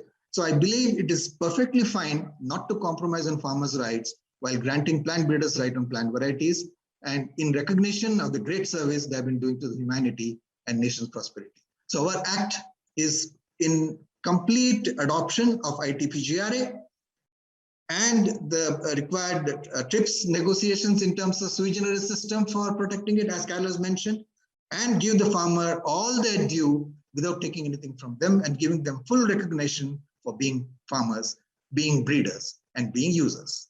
Thank you very much.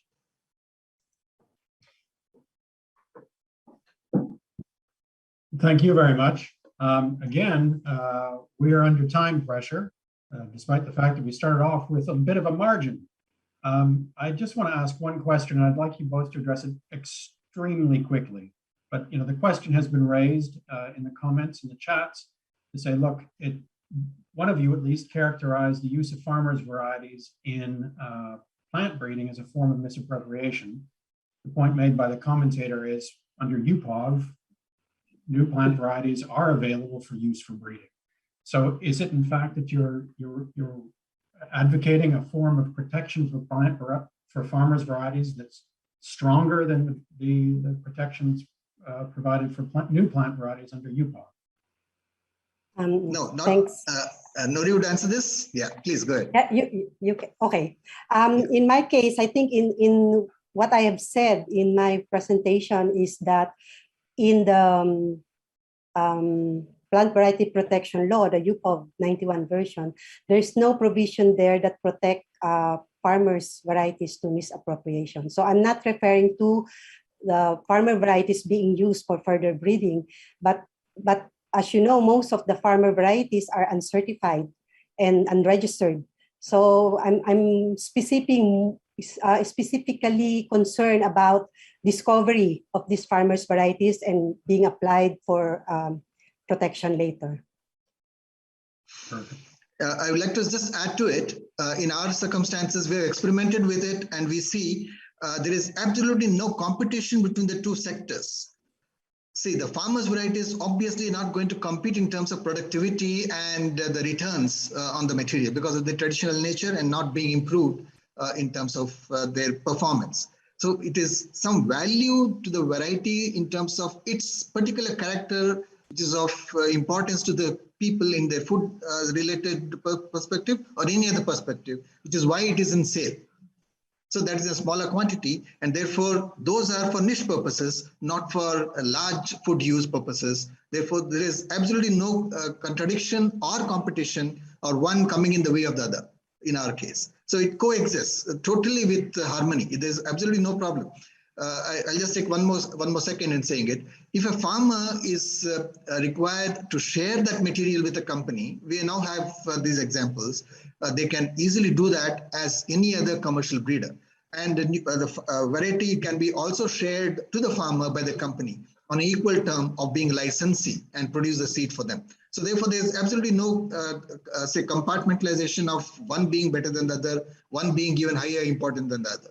Both are on equal footing in our case. Thank you. Terrific. Thank you very much. We now shift to our next, I'm afraid we'll have to go in pairs to make up for lost time. Anke van den Herk, Deputy Director of Plantum, also involved in the International Seed Federation and the Agrobiodiversity Group, and Ram Kandinya. Could you please present? And Anke first. Thank you very much.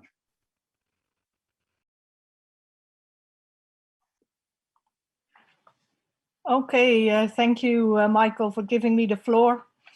Thanks for the organizers of this discussion for inviting me. And I have to say, listening to the discussion now, I think I chose my topic quite right, how to get out of a polarized discussion. I feel today it's again very polarized, unfortunately. And how to take care that biodiversity, because that is, I think, what we are talking about, that biodiversity is conserved.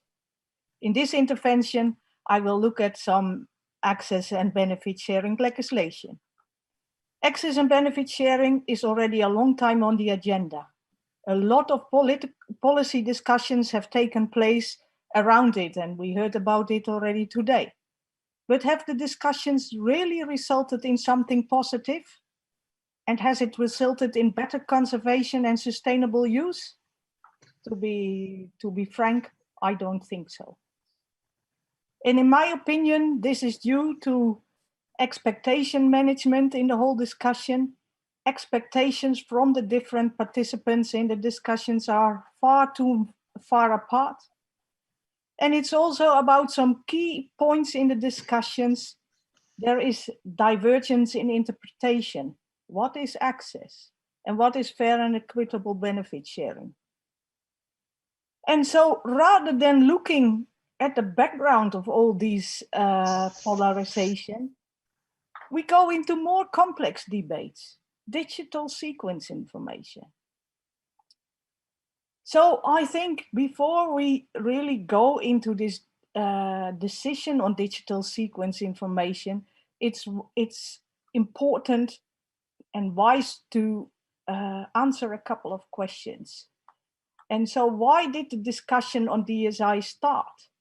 And could there be ways to reach another solution on the background of that? And we think there are probably 2 points that triggered the discussion on why the DSI discussion started. And that is one, the expectation on benefit sharing were not reached. And this is due to the fact that expectations are again very far apart. Moreover, there are people that expect to receive benefit sharing on resources that had been exchanged in the past, which is legally problematic. And lastly, it's not realized that it's a matter of choice to access and use genetic resources and/or DSI. And the second point, what triggered the discussion is the fear that benefit sharing can be circumvented by DSI. And I'm here talking from a breeder's perspective, but in plant breeding, it seriously questions whether breeders can actually circumvent the use of genetic resources itself by using DSI. Moreover, if already possible, is it cost efficient to do so? It is broadly agreed by breeders that gene editing like CRISPR-Cas will not, and I repeat, will not replace the work of the breeder. It may be a complementary tool in the breeder's toolbox. Then we come to the second question that needs to be answered. And that is, does one want to make a fundamental change on the availability of knowledge? What is the cost of going against the tide of open source knowledge sharing? To answer the question if this fundamental change is a wise step, different elements need to be thought through. First of all, what will be the effect on innovation and the diversity in crops that farmers can choose from? We are pretty sure that regulation will slow innovation activities, will limit innovation activities, and will have a negative impact on the number of crops that will be worked on. Moreover, it will restrain public-private partnerships that currently are taking place but may not be possible any longer in the future. And what is fascinating in all this discussion today is that we are hearing about UPOV and the restrictions, but if we look at UPOV, it is such a beautiful tool and it's not restrictive on innovation. There is the so-called breeder's exemption, and I hope you all know about it, that allows any breeder, be it a farmer breeder, be it a public breeder, be it a private breeder, can continue to breed without any further obligations towards the originator of the variety, as long as the new product is sufficiently different.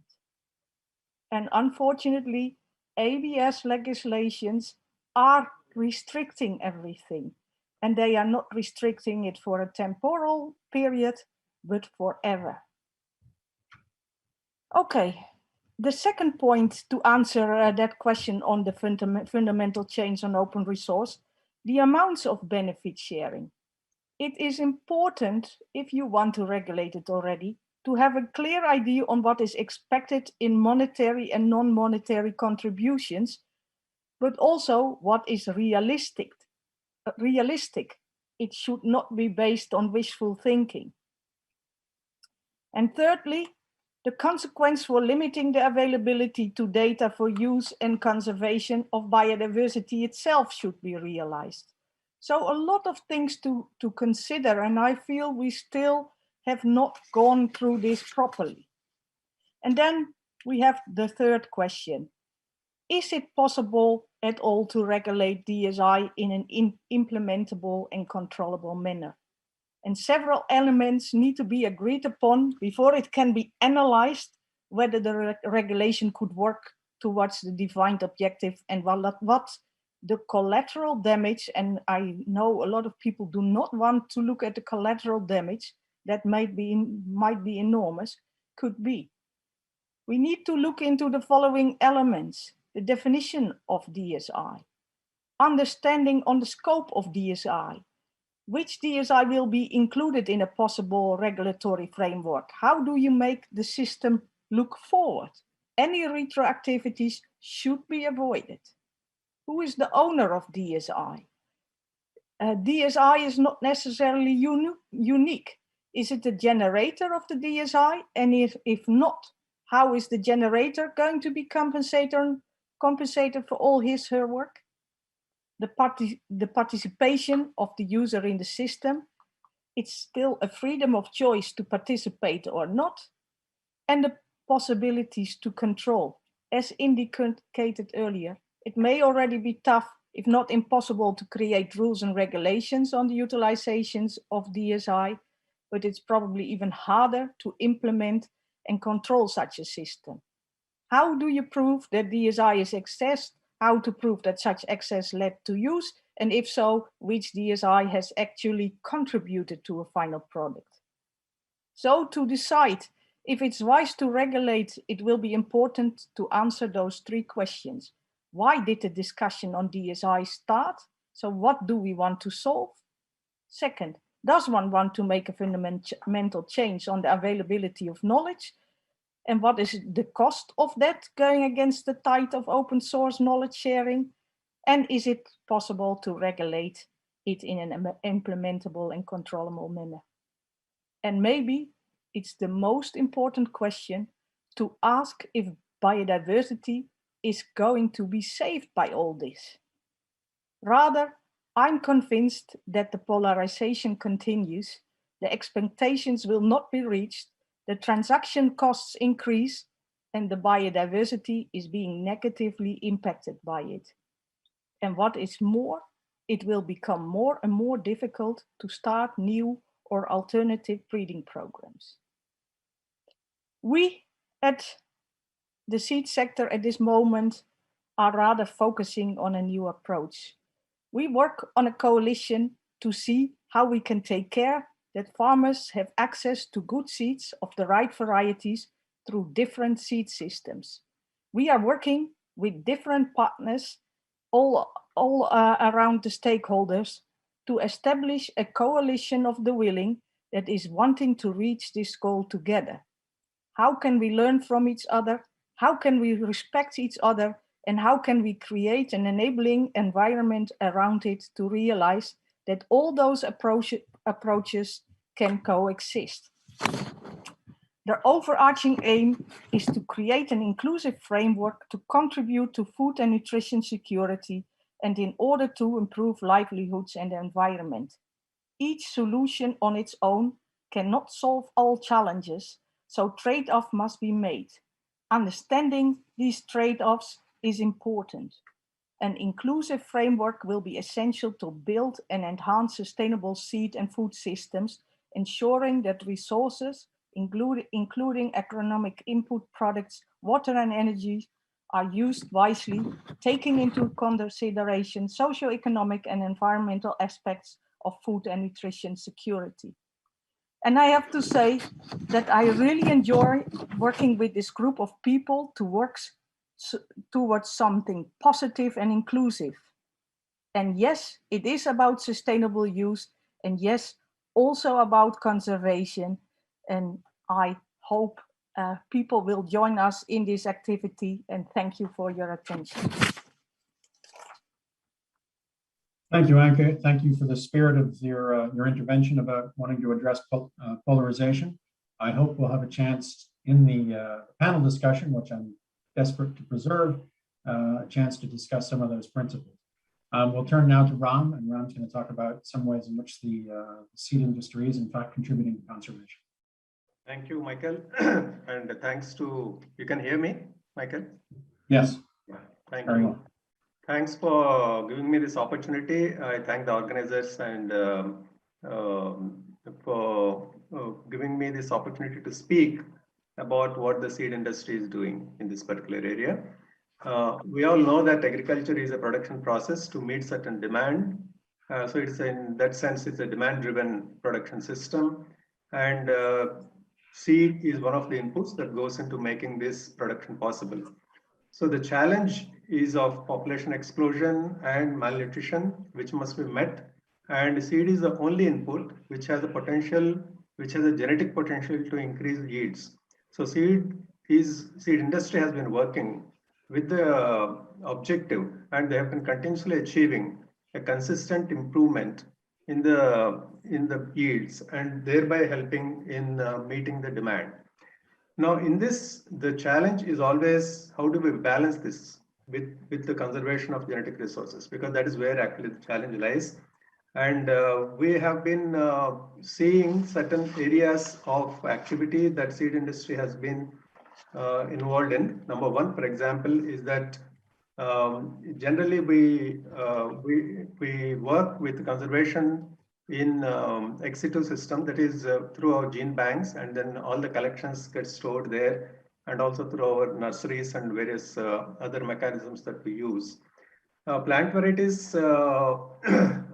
generation of new plant varieties or development of crop improvement through by using such preserved genetic resources, which could include wild relatives, which could include land races and things like that, is something which the industry has been doing. And industry is also, some of the companies in the industry have been working with some of the local community gene banks or NGOs who work with conservation efforts, and they do support them through some of the CSR activities, which is the corporate social responsibility activities. There is no doubt that local conservation systems are to be promoted, and but I should say that it is still we are on the way. It is not something that we have achieved.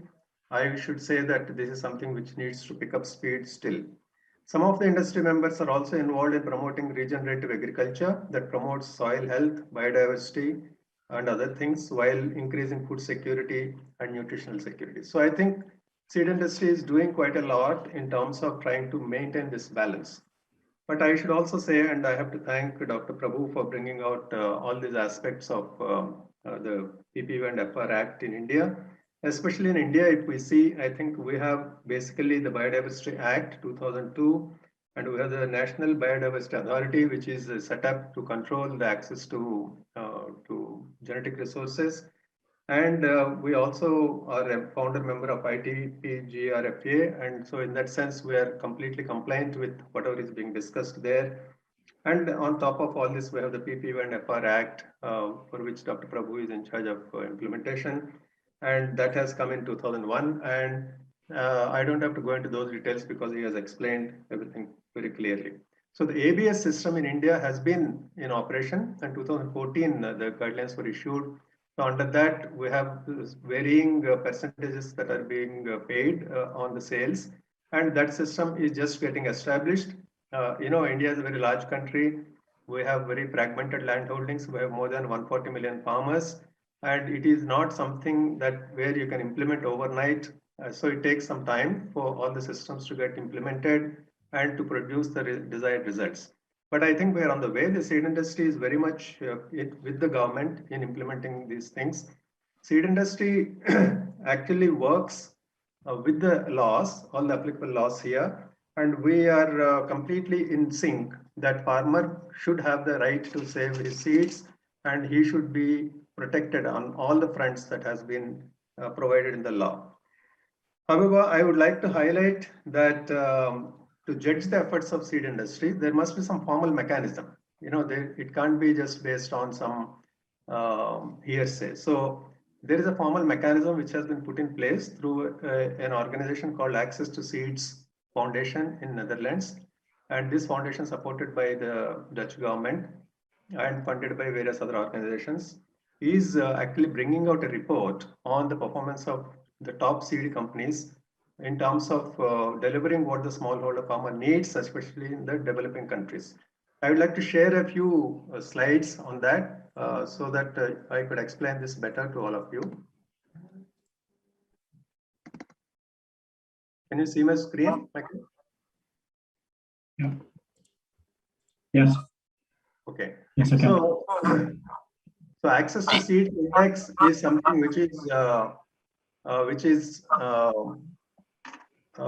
an index which is published.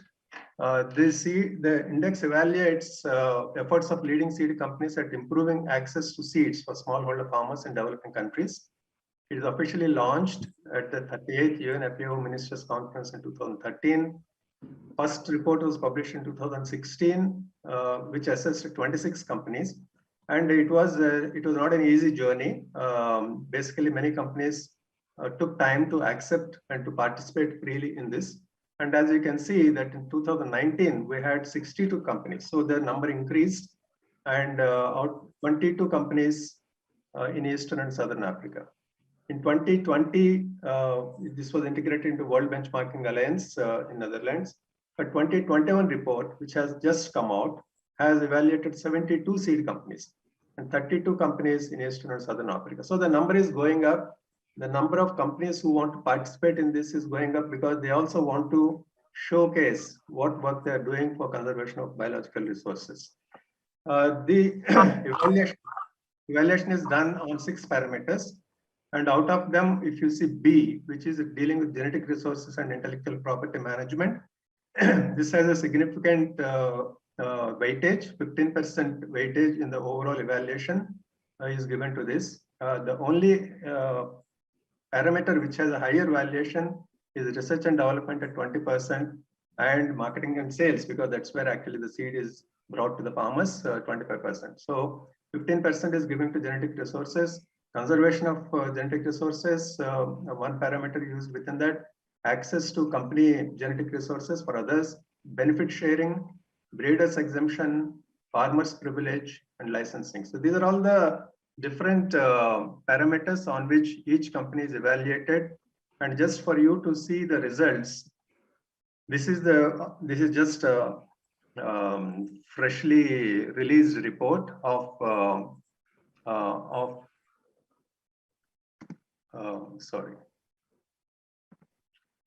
So where we have 7 companies who have scored above 50% scores. The top company is Bayer, and this is dealing with only part of Africa, Eastern and Southern Africa ranking. Bayer is number 1, followed by Agriscopa Africa, East African Seed, East West Seed, Advanta, Syngenta, Big Swan Seed Company. Those are the top 7 who scored above 50%. And this is the overall ranking. Within this, there is a ranking for genetic resource conservation. And similarly, there are other 11 companies who scored between 49 to 20%.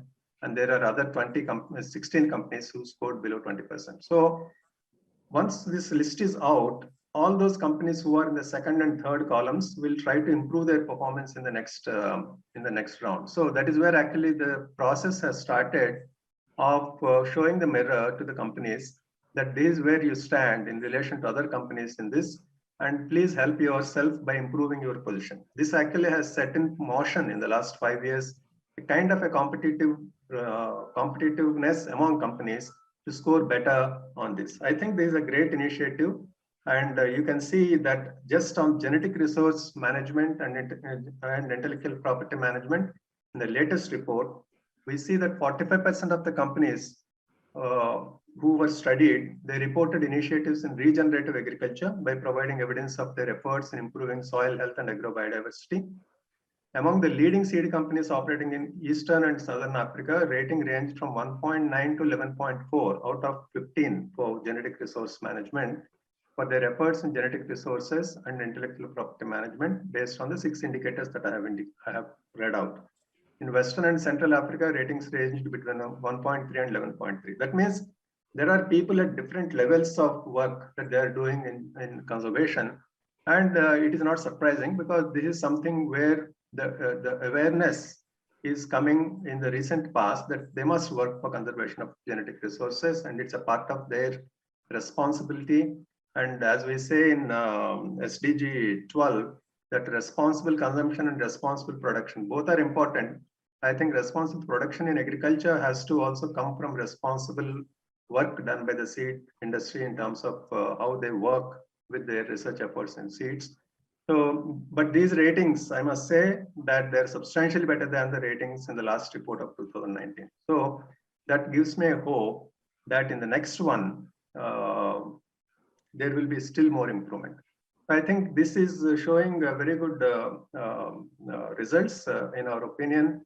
And those of you who are interested can actually look at the full report from their website, and that is available on this link.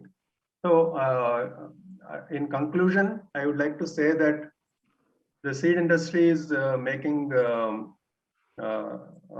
enormous efforts on this front. But as I also said, it is a journey that the industry is going through. There is always a scope for improvement, but there must be measurement systems which will help us to actually benchmark ourselves and then try to show improvement over a period of time. So this is where I would say that the other aspects which were discussed today in terms of respecting farmers' rights, respecting breeders' rights, or respecting the ABS system, falling in line and compliance with those laws. These are all things on which the industry is working very hard to actually make this happen. and we will be very happy to take this journey further. Thank you, and I'll be happy to answer questions now or in the panel discussion. Great, thank you very much. I just, again, we don't have much time. I'd like to note that there was a moment in the negotiations for the enhancement of the functioning of the multilateral system where the seed industries, a number of seed industry representatives, different companies, signed a declaration of principles endorsing the so-called subscription system option and certain conditions for it. And that had some potential for addressing also digital sequence information. I wonder if there, in thinking through in the longer term possibilities for addressing DSI and ABS in general, if some of those principles are still alive and of interest to the seed industry. Anke, you want to take that? I can. Okay, I think at the moment there is no action in that direction, Michael. I think I mentioned what we are focusing on at the moment. We are focusing on getting quality seeds to farmers, and we are working with different stakeholders from different angles on this initiative. The other one at the moment is not very valuable, I think. Right. Well, thank you both very much. And I'm sorry we don't have more time for questions now, because we will have a panel discussion, and I hope you'll get your views on the table and you'll have time to take questions then. So we'll turn now to our three last speakers, and these are from the secretariats of the CBD, Plant Treaty, and the Commission on Genetic Resources. And of course, so much of what those bodies are doing is relevant to discussion today, and a lot of the and they're coordinating activities that directly address a number of the issues. So I know they have a lot to say. Unfortunately, their time is also tightly constrained. So I would ask them to speak one after another to address this point on their reflections on sort of the role of global governance in addressing these issues. Noting again that after they have they've spoken, we'll end up having this panel discussion, and there'll be time for exchange of views then. So I believe we're going to have Tauko Chigong go first, and he again is the Senior Program Officer on the Access and Benefit Sharing under the Convention on Biological Diversity and the Nagoya Protocol in particular. Thank you. Thank you, Michael, and good afternoon, everybody. It's indeed quite an opportunity to address you on this very interesting and highly relevant issue. I believe that the goal of global governance and international policy setting is to provide global public goods, and this can be equal opportunity, justice, peace, and similar high-level ideas that helps humanity to live together on this planet. Now, the CBD, amidst all this, and the protocols that are part of the CBD, has to provide international governance or global governance with regard to the conservation of the diversity of life, and agriculture is based on life, plants and animals. And also then to assure sustainable utilization of life, of biodiversity, and then to assure fair and equitable sharing of benefits from the utilization of biodiversity. That means it's a three-legged pot, and each of these legs are needed, and therefore the ABS protocol, Nagoya Protocol, and the Biosafety Cartagena Protocol contributes integrally to these objectives. And these objectives presents quite a formidable challenge for humankind, and therefore the framework for action that guides the work of the convention is the ecosystem approach, which acknowledges that dealing with the diversity of life and living system is fraught with dynamism, uncertainty, unpredictability, change, and the nature of life therefore present significant challenges for any governance framework to regulate life and living things or living systems. The Secretariat in trying to then implement this framework of action, serves as the hub that is neutral in serving the parties who have this global agenda as their mission.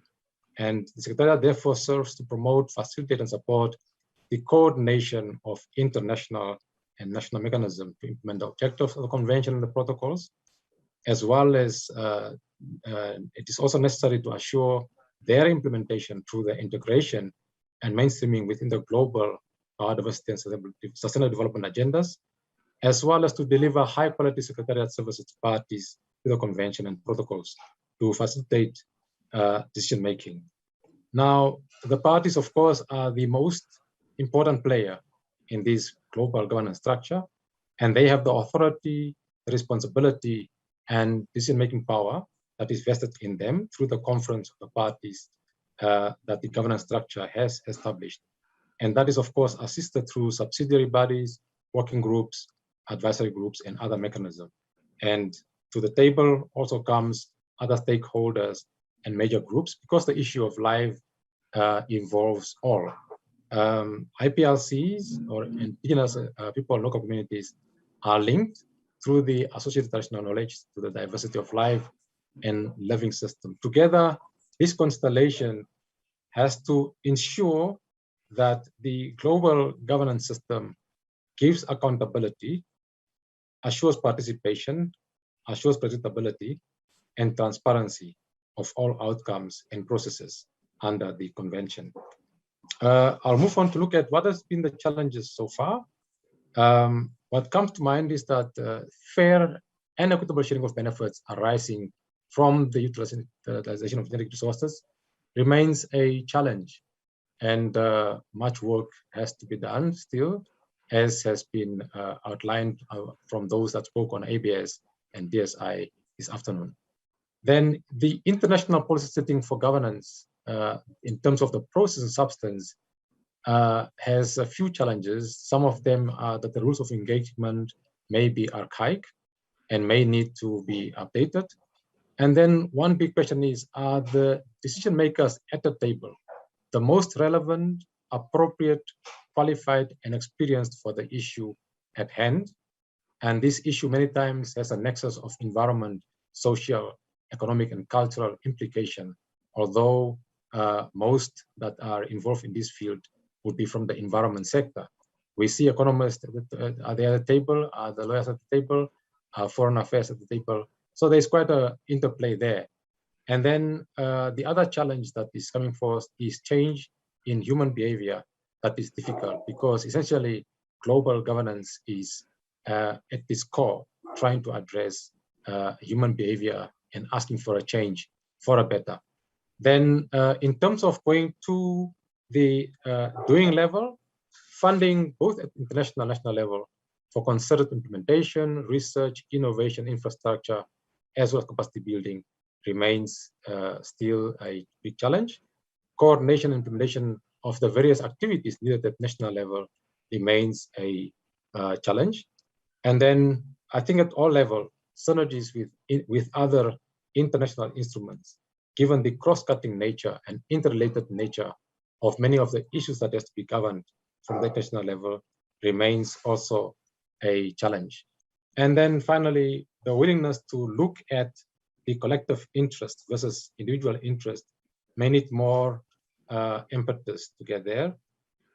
However, parties and the global community has an opportunity to, through innovation, paradigm shift, reality check, and embracing of change, alter the course of life on the planet through the 2020 Global Biodiversity Framework that is currently being negotiated under the CBD, and under which DSI has been linked to the issue of this framework, hoping that in the end, we will have some concrete, pragmatic, transformative agenda that can usher in a new reality for biodiversity.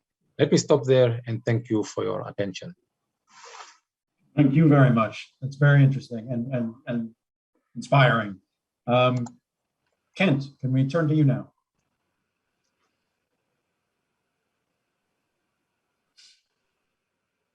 Indeed, thank you so much, Michael, and thanks so much for all the initial presenters and those who have intervened. Extremely informative, but also lively discussions, even though there are different perspectives on the issue that we're discussing. And following from what Tauko said about the role of international governance, I think one thing that everybody has agreed to and that everybody cannot avoid is the fact that we're in a crisis mode when it comes to threats to biodiversity and the dangers of losing the diversity that we have, which also arises from both environmental issues, but also more presently climate change. As the changes occur, the more we are going to need and depend on genetic diversity from other regions. And there's a recognition also that these issues are of a global nature, and to resolve and solve them, you need a multilateral approach. In short, that is a summary of why you need global governance. But within that, we recognize there are different perspectives, but if there is no proper forum or platform to even engage, then you cannot resolve this issue that's of threat to the global community. The importance and the relevance of genetic diversity in our food systems is indisputable for sure. Certainly will help. It's the basis for as we're talking about food systems transformation, we're going to depend more and more on how we use the diversity that we have and how we apply it to nourish people, to ensure resilient livelihood, and also to sustain the planet. So it is extremely important that we ensure that we do not lose them anymore, we conserve what we have, and ensure that the role of farmers, indigenous communities are recognized and promoted and protected, because farmers continue to be the ones that they're in the front line of the use and conservation of agrobiodiversity. And they're providing public good in this sense, because they are the source and the foundation of our food security, environmental sustainability, and the insurance for us as a species going forward and our survival. As I said, without global rules and structure to approach this, it becomes a free-for-all, and then the dog-eat-dog situation, and then everybody loses and nature loses as well. So that is why it's important to have structures and frameworks that allow us to discuss and look for common solutions, even if there are different applications of those solutions depending on the local context.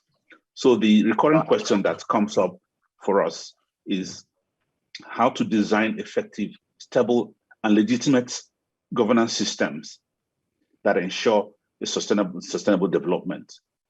The attention to governance raises the question not only of what decisions are made, but also on what these decisions are based and who participates in the process. So it's extremely important to ensure that this is inclusive, and it takes into account all interests, and everybody is at the table. In this regard, coordination is extremely important, and the institutional ability to participate in these discussions, but also the technical capacity to actually apply these decisions in terms of conserving and sustainable use of our natural resources. So what we have, the structure in the international system and the governance system and the concept, really widens the space for decision-making to involve business, private sector, non-profits, non-governmental organizations, research institutions, etc. And that is why, institutions like FAO, provides, of course, the forum for discussions and the institution of legal frameworks like the international treaty, which, is a process of transforming scientific research, natural solutions into policies and practices that can help transform our agri-food systems, improve nutrition, ensure sustainable and inclusive economic growth through the use of agrobiodiversity.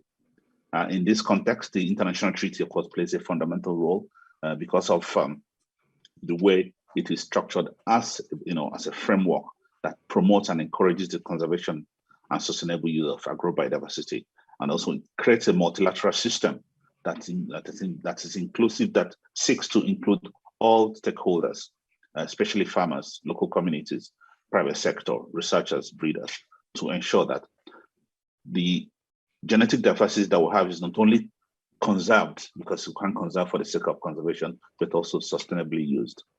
So there's that focus on farmers and also on other stakeholders in this regard, promoting what we need to do to ensure continuous conservation and sustainable use. And in doing so, the treaty, of course, provides and has a number of mechanisms that are operational, both within the multilateral system, but also ways resources can be raised and applied through the benefit sharing fund, for instance.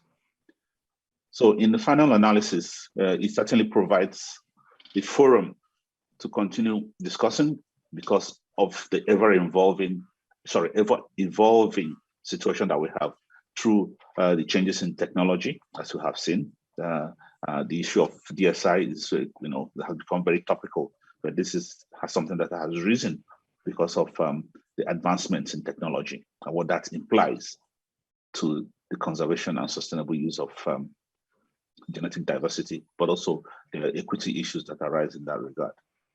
So to that extent, the treaty provides a very holistic and pluralistic approach to PGRFA conservation and use, promoting coexistence of different food production and seed systems at different scales, while enhancing the participation of the different communities of actors.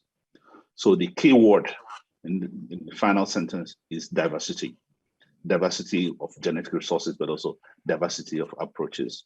And it's only through international governance system that you can sustain and provide the room for that to take place. Yeah, thank you, Michael. Wow. Well, thank you, Kent, and thank you, Tauco. We've heard concerns expressed by panelists about polarization, and both of you have had very comforting messages to share in terms of the four that you serve, acting as places for divergence of views to be expressed and potentially reconciliation to be met. So that's a terrific message. Dan, could we please turn to you, and then we'll have our panel.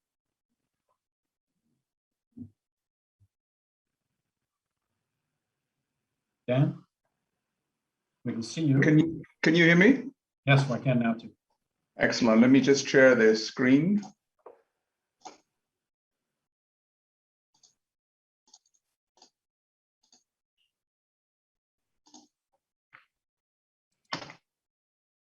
Can you see the screen? Yes, I can. Perfect. Thanks so much. Now, thank you to the organizers for the invitation, and also, of course, to the previous presenters who covered such a broad range of issues. I will focus on the Commission's recent work on access and benefit sharing.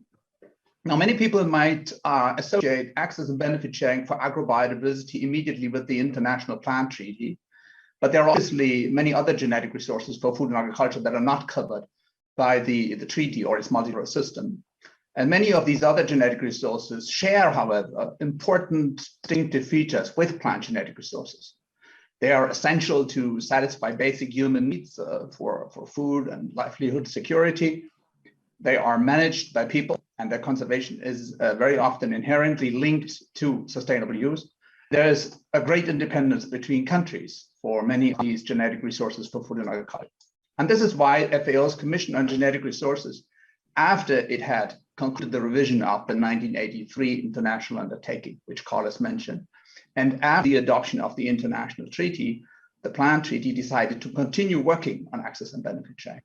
So the treaty, as you probably all know, went its own way. The treaty, while it was once negotiated by the Commission, is a separate instrument with its own contracting parties, its own governing body, its own secretariat, and its own secretary, whom you just saw.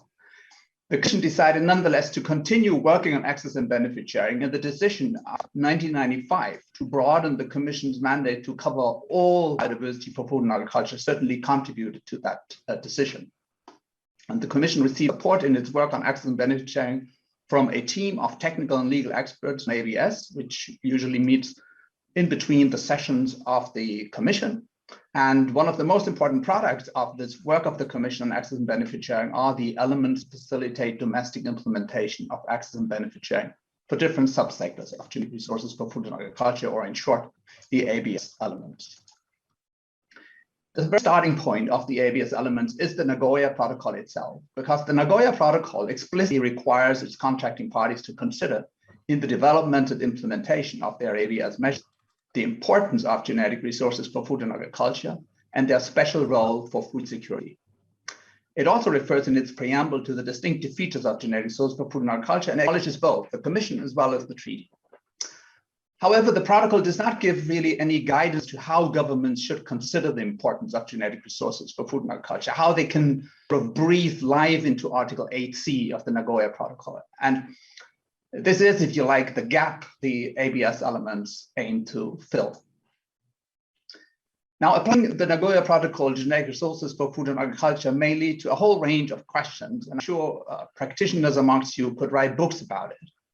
What happens, for example, if activities that trigger ABS requirements because they are considered research and development happen in tandem with activities that do not qualify as ABS? Farming fish for trade and human consumption and simultaneously contributing to the domestication of the fish, an example. Many genetic resources for food and agriculture are privately owned, private property. Do I need an ABS permit if I buy an animal for breeding purpose? Many ABS measures are in fact completely silent on this question. And where genetic resources are the result of various contributions made by various stakeholders at different points in time in different countries, with whom have the benefits to be shared, and for how long have they to be shared? And will breeders in the future have to deal with licensing pyramids if they use genetic resources licensed under different ABS permits to different breeders? Now, these kind of questions sort of initiated the idea of the ABS elements. The ABS elements aim to address them in basically in a simple way. They often, in fact, only raise the issues, raise the problems without, in fact, offering a solution. Or if they offer a solution, it would be sort of options, how these issues could be addressed. And this, of course, is in line with the Commission's decision that the ABS elements should not be prescriptive. But what the ABS elements make very clear is that policy decision makers will face these questions, and they better address them early on, because if they do not address these questions, the risk is that potential users try to avoid access to new genetic resources because they fear legal and bureaucratic complications. And obviously, this would be quite the opposite of what everyone wants. So the ABS elements aim to make ABS work for genetic resources for food and agriculture. And as I said, in many cases, they simply signal potential problems to policymakers, problems that ABS measures may create when they are applied to genetic resources for agriculture. And in some cases, they even offer options to deal with these problems. In 2019, the Commission complemented the ABS elements by explanatory notes describing within the context of the ABS elements the distinctive features and specific practices relevant to the different subsectors of genetic resources for food and agriculture: plant, animal, forest, aquatic, microorganism, and invertebrate genetic resources. At its last session that just ended last month, the Commission considered a first desktop survey of ABS country measures that directly or indirectly accommodate distinctive features of genetic resources. And the good news is that countries have taken various approaches in their ABS measures to accommodate the distinctive features of genetic resources and associated traditional knowledge. But there are still very few countries that really directly address genetic resources for food and agriculture in a systematically different way. Another conclusion of the study was that there is a distinct lack of empirical evidence about the ABS measures' positive or negative effects on the exchange and utilization of genetic resources for food and agriculture. And therefore, the Commission requested at its last session a report on practical application of ABS country measures and their effects on the utilization and conservation of genetic resources for food and agriculture. This report will be based on questions that we will ask countries to respond to. And the Commission also asked for a standalone document of ABS country measures that directly or indirectly accommodate distinctive features of genetic resources for food and agriculture and associated traditional knowledge. And this document will also address those ABS country measures that already deal with digital sequence information. Now, in conclusion, the Commission continues to play an important role in the ongoing debates on access and benefit sharing, including digital sequence information, but of course, with a particular focus on biodiversity for food and agriculture, and it monitors carefully the developments in other fora. And as evidenced by the treaty and its global action plans, Commission members are ready to take action if they consider that the time for that has come. Thank you very much.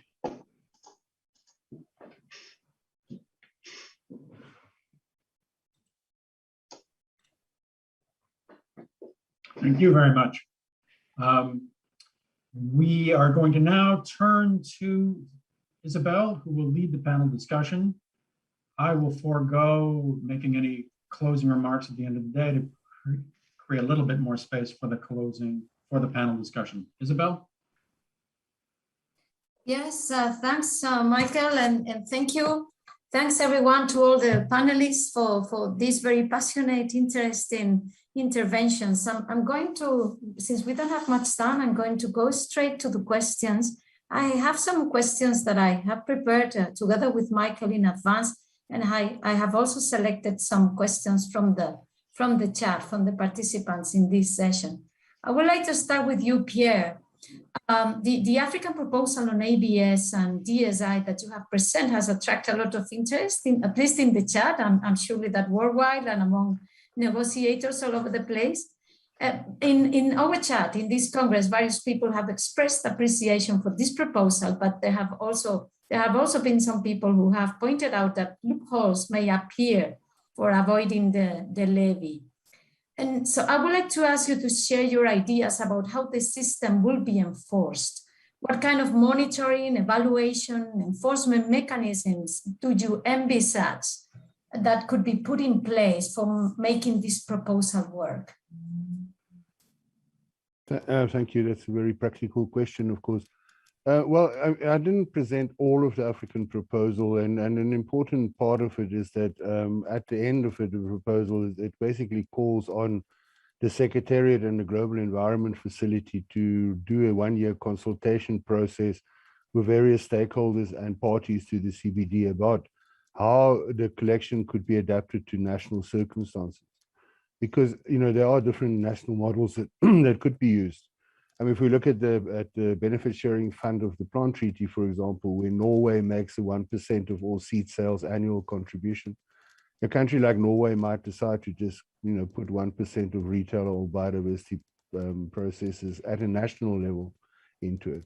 Other countries that have sophisticated accounting systems, digitized accounting systems, and already collect 2 or 3 different sales taxes on every retail sale, could just you know, piggyback on that infrastructure, and the benefit share levy will automatically go into the Washington bank account. Right? In some countries, it might require either administrative measures or even maybe legislative changes. But of course, there's and this is our hope, you know, that because the idea is to change the paradigm from one where controlling access is the only way to secure benefit sharing, to one where, well, the benefit sharing will happen anyway, therefore you might as well provide the access because we all need the access, we're responding to a global emergency. And that paradigm shift is really the driving force behind the idea. So what we're hoping is that large retailers like Amazon and, you know, Sainsbury's and McDonald's will say, okay, yeah, we can get on board with this. We will actually collect that 1% levy, that 1 cent on the dollar, 1 penny on the pound from our retail customers, and we will pay it into this fund, and no legislation required. And of course, we will expect then that consumers will respond by holding those who don't play along to account for that. Basically, if you're a good global corporate citizen, you will be part of the system. Mm-hmm, mm-hmm. Yeah, more and more we're hearing also during the negotiations of for the improvement of the multilateral system that, yeah, about this paradigm shift, like not focusing so much on enforcing mechanism, on forcing people to do things, but relying much more on goodwill, on people wanting the systems to work, and not so much being forced to do things because there is an enforcement mechanism that can force you to do that. Let me go back to my list of questions. We have heard, particularly I think now, I'm addressing now Normita and Prabhu. There are more and more expectations that seed companies play a role in the recognition and implementation of farmers' rights.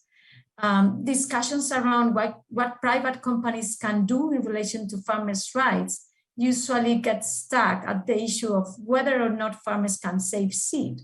But we have seen in presentations today that there are a number of initiatives like the ones Ram has talked about that go beyond that discourse around saving seed and seek to get seed industry closer to farmers as conservers and not only consumers of agrobiodiversity. So I would like you to tell us what's your experience on the ground, what challenges and opportunities you see for a better contribution of private companies to farmers' rights.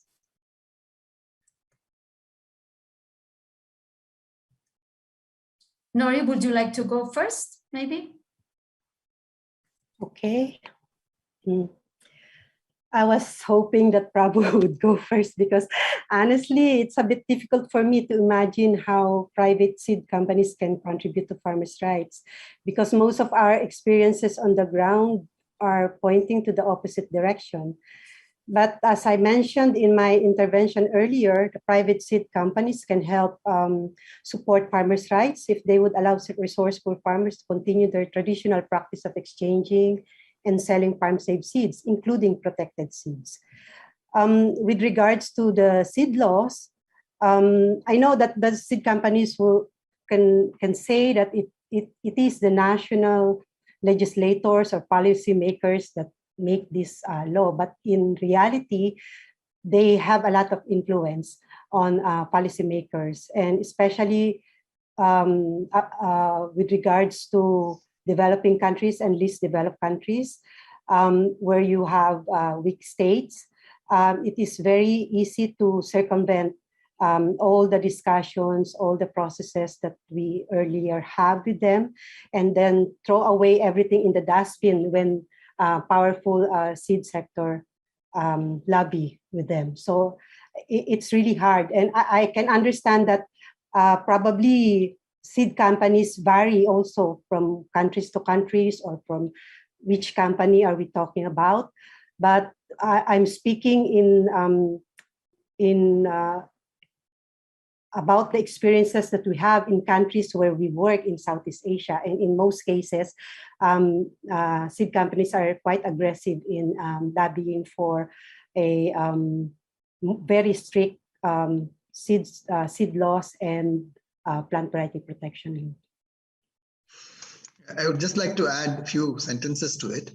I agree that on the ground, it looks like the companies do not appreciate the self-save seed and farmers growing the same seed next year. This is restricted to non-hybrid varieties. Okay, in the case of hybrid varieties, farmers know very well that they cannot save the seed. Now, coming to the other varieties which are non-hybrid, not too many companies tend to protect it where it is not compulsory to protect. Where it is compulsory to protect, even in those cases, companies gain by allowing the farmers to say save the seed and grow it and share it as an example to promote the variety.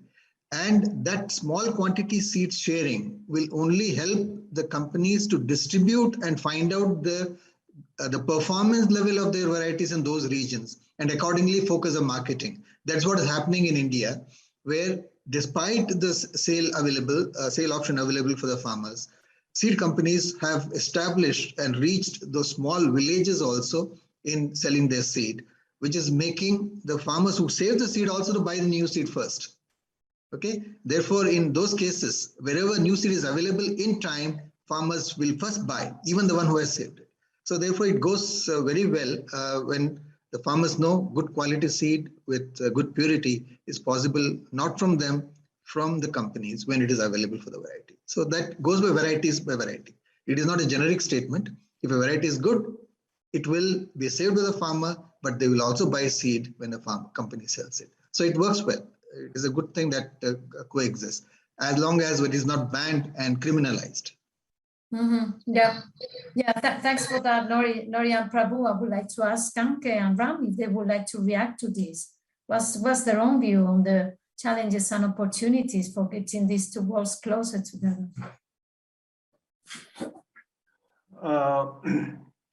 If I can go first, I would say that legislation is as good as it is enforced, right? I think it is enforcement which makes all the difference to a legislation's effectiveness. And how practical is it to enforce some of the legislations is also something we need to keep in mind, because that can vary from country to country. It depends on a lot of local factors, and how fragmented is the landholding size and how complicated are the local political situations. So that's why I said that it takes time. And as Dr. Prabhu said rightly, on OP varieties, I think there is definite improvement, let's say by farmers themselves in the last 10 years in India, that they should buy new seed, whether it is from private industry or from public institutions or from universities or from ICR system, whatever it is. Their ability to improve their yields has increased because they have kept improving their seed replacement rates.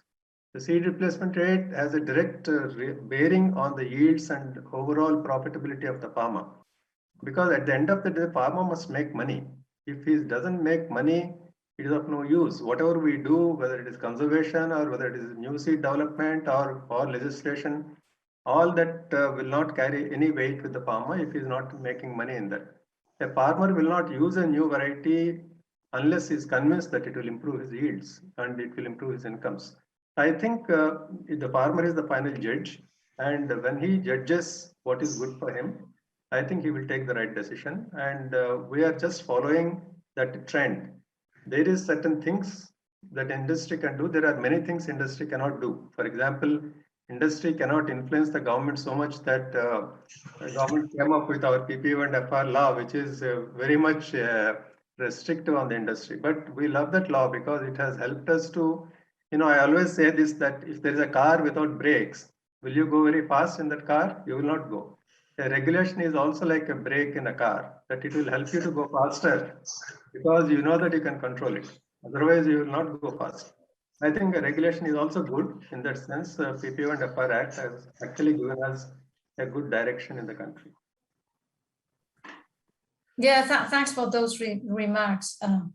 Anke, would you like to add anything? Please go ahead. I think I find it always an interesting discussion, and I think there is also a lot of misunderstanding in this discussion, unfortunately. I think seed companies cannot exist without farmers, and so we develop and work on varieties that farmers need. And I think, and the International Seed Federation has that also as a position. A farmer should have the right to have the choice to the variety she wants to use. So I think that is very much in line with farmers' rights. And I think, and I mentioned about the initiative we are working on, I think it's very important that there is a good enabling environment that allows for an appropriate variety protection system, but which also allows for farmer seed systems mechanisms. And I think we should aim at finding solutions that can work for all, but not harm one for the other. And indeed, like Ram is saying, the influence that the industry has on discussion, I think you can even say that the influence that the industry has in these discussions on ABS is very, very limited. Again, we have very polarized discussions, unfortunately, very polarized chairs in a lot of discussions. And so I don't think it's as bad as Nori is indicating. Thanks.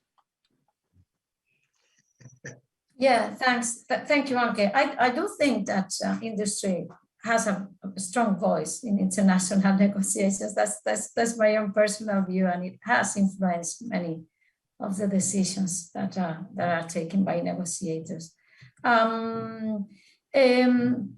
Now, addressing Tauco, Kent, Dan, thanks very much for your interventions and your inspiring high-level messages about where things are going, where and they are going now, where they should go. Kent, you have mentioned in particular the need for coordination, and I understand that you were referring both to coordination among stakeholders, but also among international fora dealing with the same or similar issues. I would like to ask the three of you about coordination among international policymaking bodies, particularly in view of new challenges, such as how to address beneficiary in relation to DSI, how to make ABS systems operational, how to ensure that the benefits reach local and indigenous communities, kinds of these issues that panelists have been raising in the last hour. What mechanisms are in place or could be put in place or should be put in place for ensuring coordination among intergovernmental bodies and avoid situations in which the same issue may be regulated in very different manners or by different approaches depending on the international forum which has been dealt with? Who would like to go first? You can raise your hands. Do we have that? Okay, let me break the ice on that one. Thank you, thanks. All right, thanks very much. I think one of the critical problems we have in this context is one that Carlos raised initially during his summary of the historical overview of what's happening, where there are situations where within the same country, the same country has different positions in different fora. Coordination starts at the national level to begin with. Once the country is able to come together within their own national systems to have a common approach, then make it easier to start coordinating at the international level. For sure, some of the mechanisms we have put in place to facilitate is the secretariats quite work well in terms of coordinating the different secretariats who've been coordinating, of course, within FAO, us and the Commission, but we also have an extremely close relationship and coordinating process mechanism with not only the CBD, but other biodiversity-related conventions. So the critical question is how well the countries coordinate themselves, both internally and across region. That is quite important to do so, recognizing that the other stakeholders that have different perspectives, but if countries are able to coordinate better, then it makes it easier for other stakeholders to actually come and negotiate and be able to put forward their own positions in that regard. So that makes it easier to, whether it's the intellectual property forum, whether it's an environment or the agriculture forum, then those positions are harmonized, or well, made consistent, if not even if not harmonized. Thank you. If I may add to that, I would rephrase the question. I would not say how the various stakeholders are cooperating and collaborating, but rather ask why. What should they do and why should they? Because that answer will give us quite an interesting reality. Whereas if we look at how, it becomes quite interesting that for many, many years, we are trying so many methods, but we're not getting there. The answer to why gives us the urgency that we need to collaborate. If I take the issue that was discussed here today on DSI, it cuts across so many sectors. It cuts across to the plant breeders, it cuts across to WHO, the issue of pathogens, it cuts across to WIPO, the issue of intellectual property rights protection, FAO, the treaty, it cuts across to the issue of genetic marine resources beyond national jurisdiction. And therefore, all of us have a stake at this issue, because if the policy that comes out of the CBD is not taking cognizance of the other international fora, it's going to be a problem for all of us, not only at the international level, but also at the national level. And therefore, we need to talk to each other. Another issue linked to that is that the issue of ABS, because it has brought in the concept of equity and fairness, it doesn't really fall in the environment sector. It falls within the social justice sector. And are we qualified to really discuss that issue of social justice? And what other, if we see the start, what other expertise do we need to bring to the table to actually adequately do justice to that? Is that perhaps the reason why we have not seen in my statement, I said that benefit sharing is lagging behind 3 other objectives. Why is that? Is that because perhaps we don't understand the issue, or we don't have the commitment at all levels to address the issue? Thank you. Yeah, thank you, Taupo. Thanks very much for that, and I very much like your idea of changing the question from the how to the why, like starting from scratch somehow, but for good reasons. Yeah, Dan, would you like to add? Well, very briefly, yeah. I think what appears as a lack of coordination is in fact often a lack of a common position within governments. And this is also why we very often observe this kind of forum shopping, that one and the same issues is raised in very different fora. And then in the end, it seems to the outsider, at least, that these fora are now competing with each other and they don't come to any result. But I also agree with Taupo's observation that DSI and also access and benefit sharing are incredibly broad and cross-cutting issues, which basically do not just concern the environment sector or the agriculture sector. They concern so many different sectors that it is in fact the truth that there is not one single body that could deal with all these different aspects. And nonetheless, it needs to be somehow addressed in a body. I mean, in recent literature, this issue has been raised. Shouldn't there be a new body that could deal with these kind of issues? And I don't know, I don't think there will be consensus on that issue, but I think there is more and more general recognition that these issues are of such cross-cutting and broad nature that it is actually challenging for each of these different fora in which ABS and DSI are currently being discussed to cope with the full breadth of the issue. Yeah, thank you, Dan. I in addition to that, I also think that decentralization, having same issue addressed by different intergovernmental bodies, creates some kind of critical mass around a particular issue that forces the international community to pay further attention to such issue.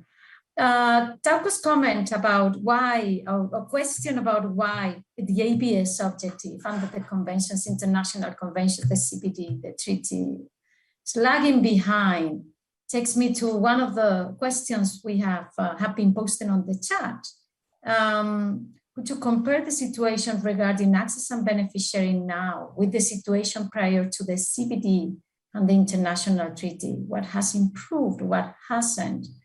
My initial question, related one, but perhaps more pessimistic, but I would like to read anyway, is thinking of international negotiations. It seems to me that we keep having the same all polarized positions, frustrations, fights, addressed in different fora and repackaged in different forms. Can you please, panelists, take me out of my misery? Do you agree with this perception, or can you give me some, inject some optimism into this dialogue? May I join you on that one? Please, Taupo, go ahead. I would actually tend to agree with you. You will look at, when I made my statement, I said that perhaps the rules of engagement that we are using have become archaic. And so we have been caught up by the rules that we have set, and we're not willing to actually acknowledge to ourselves that perhaps it's not getting us to where we need to be, and we need to change the model that we use to reach agreement. If we don't do that, and we expect a different result, why would that be if we have not changed the inputs?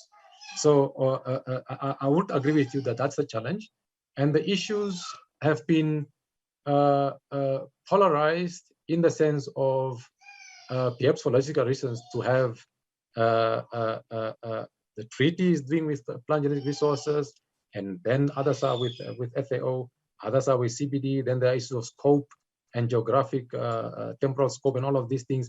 It becomes quite a myriad of activities, and in the middle of it is the human being. And we tend to forget about the human dimension in all of this. Where are the psychologists at this table? Are they there? Because we are scientists, and perhaps the other disciplines should be brought to the table also to give their inputs. Thank you. Thank you. Yeah, Pierre, please. Yes, please. Well, I've participated in probably a wider range of negotiations than most other people at this table. And my overriding impression of it is that the problem is that the current status quo is so unfair, so unfair, but as a result of that, so favorable to the rich and powerful, that the rich and powerful will use every means, fair and foul, to prevent it from being changed into something that works better for everyone, including the environment. I mean, one way of looking at this is that, the CBD was negotiated while the Cold War was raging, and then the Soviet Union fell just about the same time the CBD was adopted. And there was no longer any reason to implement the CBD in a monopolar global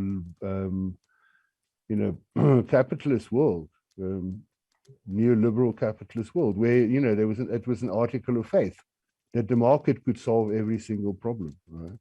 And I think that now, 30 years down the line, where we see that capitalism is causing the planet to burn up and life to go extinct, I mean, we are getting to a situation where, of course, we won't tear down capitalism completely. It's a very efficient system, lifted millions and hundreds of millions, billions of people out of poverty.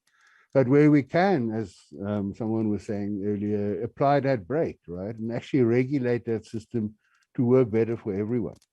And I think that we are now there. I mean, if you look at the kind of rhetoric that is around the Sustainable Development Goals and the post-2020 Global Biodiversity Framework, of a transformative change, of a new deal for people and nature, of a new global settlement that goes beyond the Washington Consensus and so on, I think we are at that moment where we either now fix it, or otherwise it will be too late and we won't have to bother about it anymore, because we'll all be busy either fending off refugees or trying to get to somewhere where our children possibly have a future. So, I mean, yeah, this is a moment of great peril, but also a moment of great potential. We really have to fix it now, so we probably will do that. Thanks, Pierre. I'm not sure that sounded much more optimistic, but thank you so much. Yeah. Any other comments on this comparison between ABS 30 years ago, 40 years ago, and ABS now? Can I? Please, Prabhu. Okay, Anke is doing it? Yeah, okay. Sorry? I thought Anke was... Okay, shall I go ahead? Yeah, please, go ahead. Yeah, thank you. Thank you. I just want to take a different dimension to this. We are making it so simple a problem of ABS in terms of what was before CBD came in and what is the situation now, or with ITP-JRA, all of them happening at almost similar time. The situation is not that simple in agriculture, especially in the crops which are in smallholders or highly diverse crop species according to dietary pattern and requirement of food and industry. Companies, the companies or the seed producing plant breeders, they have to be playing equal important role to get the dimension of ABS in. Minus them, there is no question of ABS because there is nobody breeding, nobody selling. So therefore, if you look at it in that perspective, only those crops which are in mega cultivation, they come into picture. And in those cases, if it is not the native crop, then obviously the material has to come from somewhere outside the native system. So ABS doesn't get into large picture there, except few which came in say a century before or a few decades before in the country, where local communities might have say naturalized and then say made some selections and got say niche variety. In those cases, if those materials are used, there's a possibility. So it is not that complicated a system to believe in mega crops or large area crops. Then comes a situation where actual ABS can function is in those small crops which are in small areas or in small, say, area of cultivation with different types which are required for that community. They will not accept any of the new type there because of their habit. So these investments in private companies don't happen to that particular small niches. So therefore, the loss of benefit going back to the farming community because some breeding companies used it is also not that big a system. You're all talking in terms of European community or large areas where there are a small number of farmers or small areas of cultivation of large crops in bigger areas together. There, all these things will work. You have to look at it in a different dimension. I request people in now Kent is going to come to Delhi in a few months, and I will request him when he's going to spend 14-15 days to look at it in this dimension during our negotiation on ITP-GRA in the ABS part, not to generalize the situation, because agriculture is not that simple. We are all simplifying it as though the companies are developing their varieties, drawing from the local system and giving back to that. It is not that simple.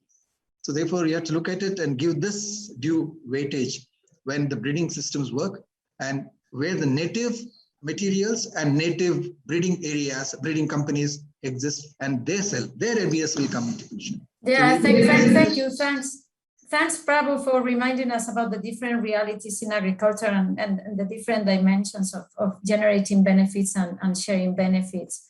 Lava, you have heard a lot of discussions about ABS developments. And you mentioned that you're seeing parallel trends in phytosanitary regulations. Can you explain what you mean by that? I'm not sure I have compared the ABS with the policy fragmentation of phytosanitary issues that are impacting the germplasm flow. So what I indicated is that it's very important to have a smooth phytosanitary regulations in order to comply with access to benefit sharing of germplasm.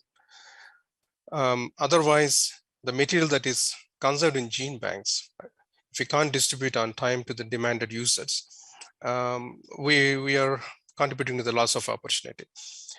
And part of the reason is either gap in the policy that don't significantly address the diversity of the germplasm that is held in the gene bank. So most of the policies are once again guided towards the dominant crops.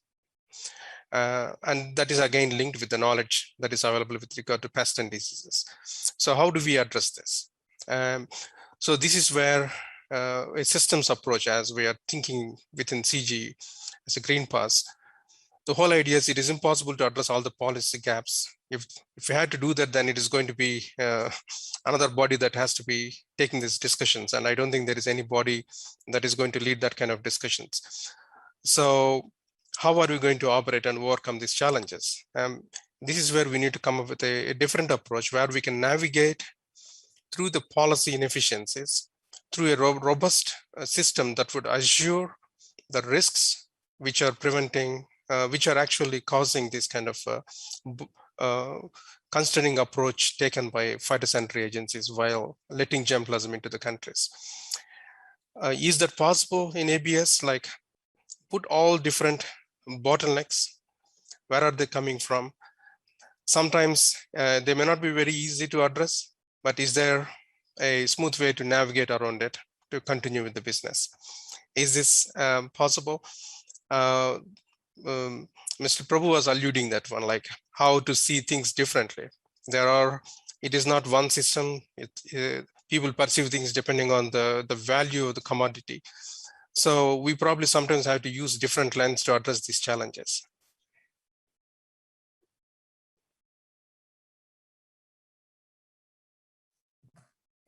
Thanks, Lava. It took me a while to find the unmute button. Yeah, thanks for that.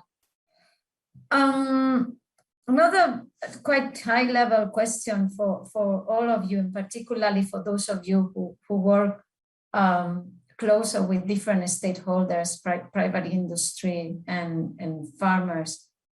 If we take on the one hand international negotiations and conventions, and then on the other hand, we take action on the ground by governments and stakeholders. At this point in time, for advancing benefit sharing, what is most important? The international negotiations and conventions or action on the ground by stakeholders? I will appreciate views from various of you. They're both important. I mean, international agreements need to be implemented nationally and they need to be implemented locally. It doesn't matter how many instruments you have in the end. At the end of the day and in the middle of the day and in the beginning of the day, there's a poor woman farmer trying to scratch a living out of a piece of ground without like destroying it for her children, right? I mean, there's a very real like level of human interaction with the environment. The instruments need to enable those people to have a better relationship with the biodiversity, with the environment, in response to climate change, under all of the pressures that come from all of the other sides. And the international community has got to do what it can to build multilateral solutions around it. They're both important. Yeah. Joel? Yeah, I see that many of you want to speak on this. I would like to give the floor to Carlos, if you don't mind, who wanted to speak. Thanks again for letting me know about that. Yeah, Carlos, you go first, please. All right. Well, that's an important question indeed. I would agree. Both are important. There is a lot that must be needed actually at the national level. For instance, implementation of the CBD Nagoya Protocol still is lacking in many countries. I did mention this in my presentation, but we need a multilateral regime that is supportive of those national actions. So I think continuous negotiations, improvement of the regime are crucial. The process itself of discussing some issues may help countries to understand what the issues are and how they may be dealt with. So I think both are important and efforts need to continue at both levels. International level, in order to improve the system, to deal with the fragmentation that the system now has, to overcome some of the gaps, for instance, in relation to misappropriation of genetic resources, which is one of the main reasons why the system for beneficiaries is not working. But just in response to your previous question, I think progress has been made despite the shortcomings. For instance, the multilateral system in the International Treaty for plant genetic resource for food and agriculture is a good example of the progress which has been made.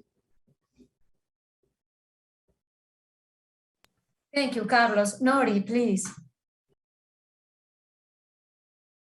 Yeah, I agree with what Carlos said. I believe that both are important. While local actions can have immediate impacts on farmers, whatever is achieved on the ground can be easily halted or even reversed with just one bad result of international negotiations. So for me, the international negotiations should continue and should provide an important tool for implementation at the national level, while local actions are happening on the ground. It should go together.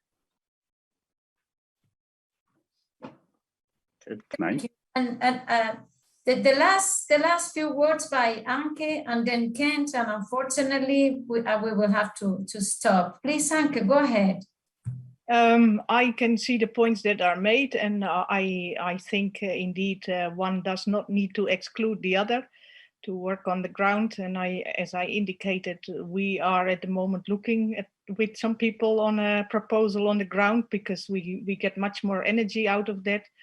I can see that internationally you also want to agree on things, but I don't know if that will be reachable. But if we should really look at things that are workable and implementable, we should not pile up one system on the other. So I get very nervous when I hear multilateral next to national. I have to say that indeed, if we have agreements, and that I find very unfortunate in the international treaty, which I think is a system that has really been thought through in a proper, interesting way, that unfortunately also there, a lot of the parties are not doing what they are supposed to do. And I think that is really what I miss in all the discussions today. We are talking about benefit sharing, but if there is no access, there will be no benefit sharing. And I think Ram already said that as well. And I think we need to keep that in mind, and we should have a forward-looking approach. Thanks. Thank you, Anke. And Kent, unfortunately, you have only 30 minutes to 30 minutes, I don't think I can fill up 30 minutes, please. but I can do it in 30 seconds. Yes, indeed. Oh, There's a reason, yes. there's a reason why these international agreements are called instruments. They're supposed to be used as tools to serve certain purposes in society.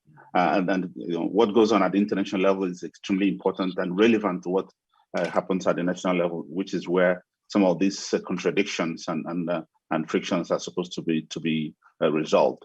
I think what's most important really that we should have a very effective feedback mechanism or loop that ensures that the lessons learned from implementation are fed back into the international processes that will lead to their further improvement. Just like the inclusion of certain stakeholders in negotiations. Previously, the industry was not a very active participant in some of these discussions, and we found out now that that was quite problematic. But having an inclusive process that brings in all the major stakeholders and role players ensures that all those perspectives and possible impacts of those stakeholders are taken into account in how to further improve the global systems. Thank you. Thank you, Ken, for also reminded us about the need to connect between these two levels of action, international and working on the ground. And I have many other questions, I think super interesting, that unfortunately I won't be able to ask you at this point in time. Hopefully we will have another Congress like this soon. Now, thank you so much for your active participation, these very good points. And I now pass it over to Michael for the final words. Thank you all a lot.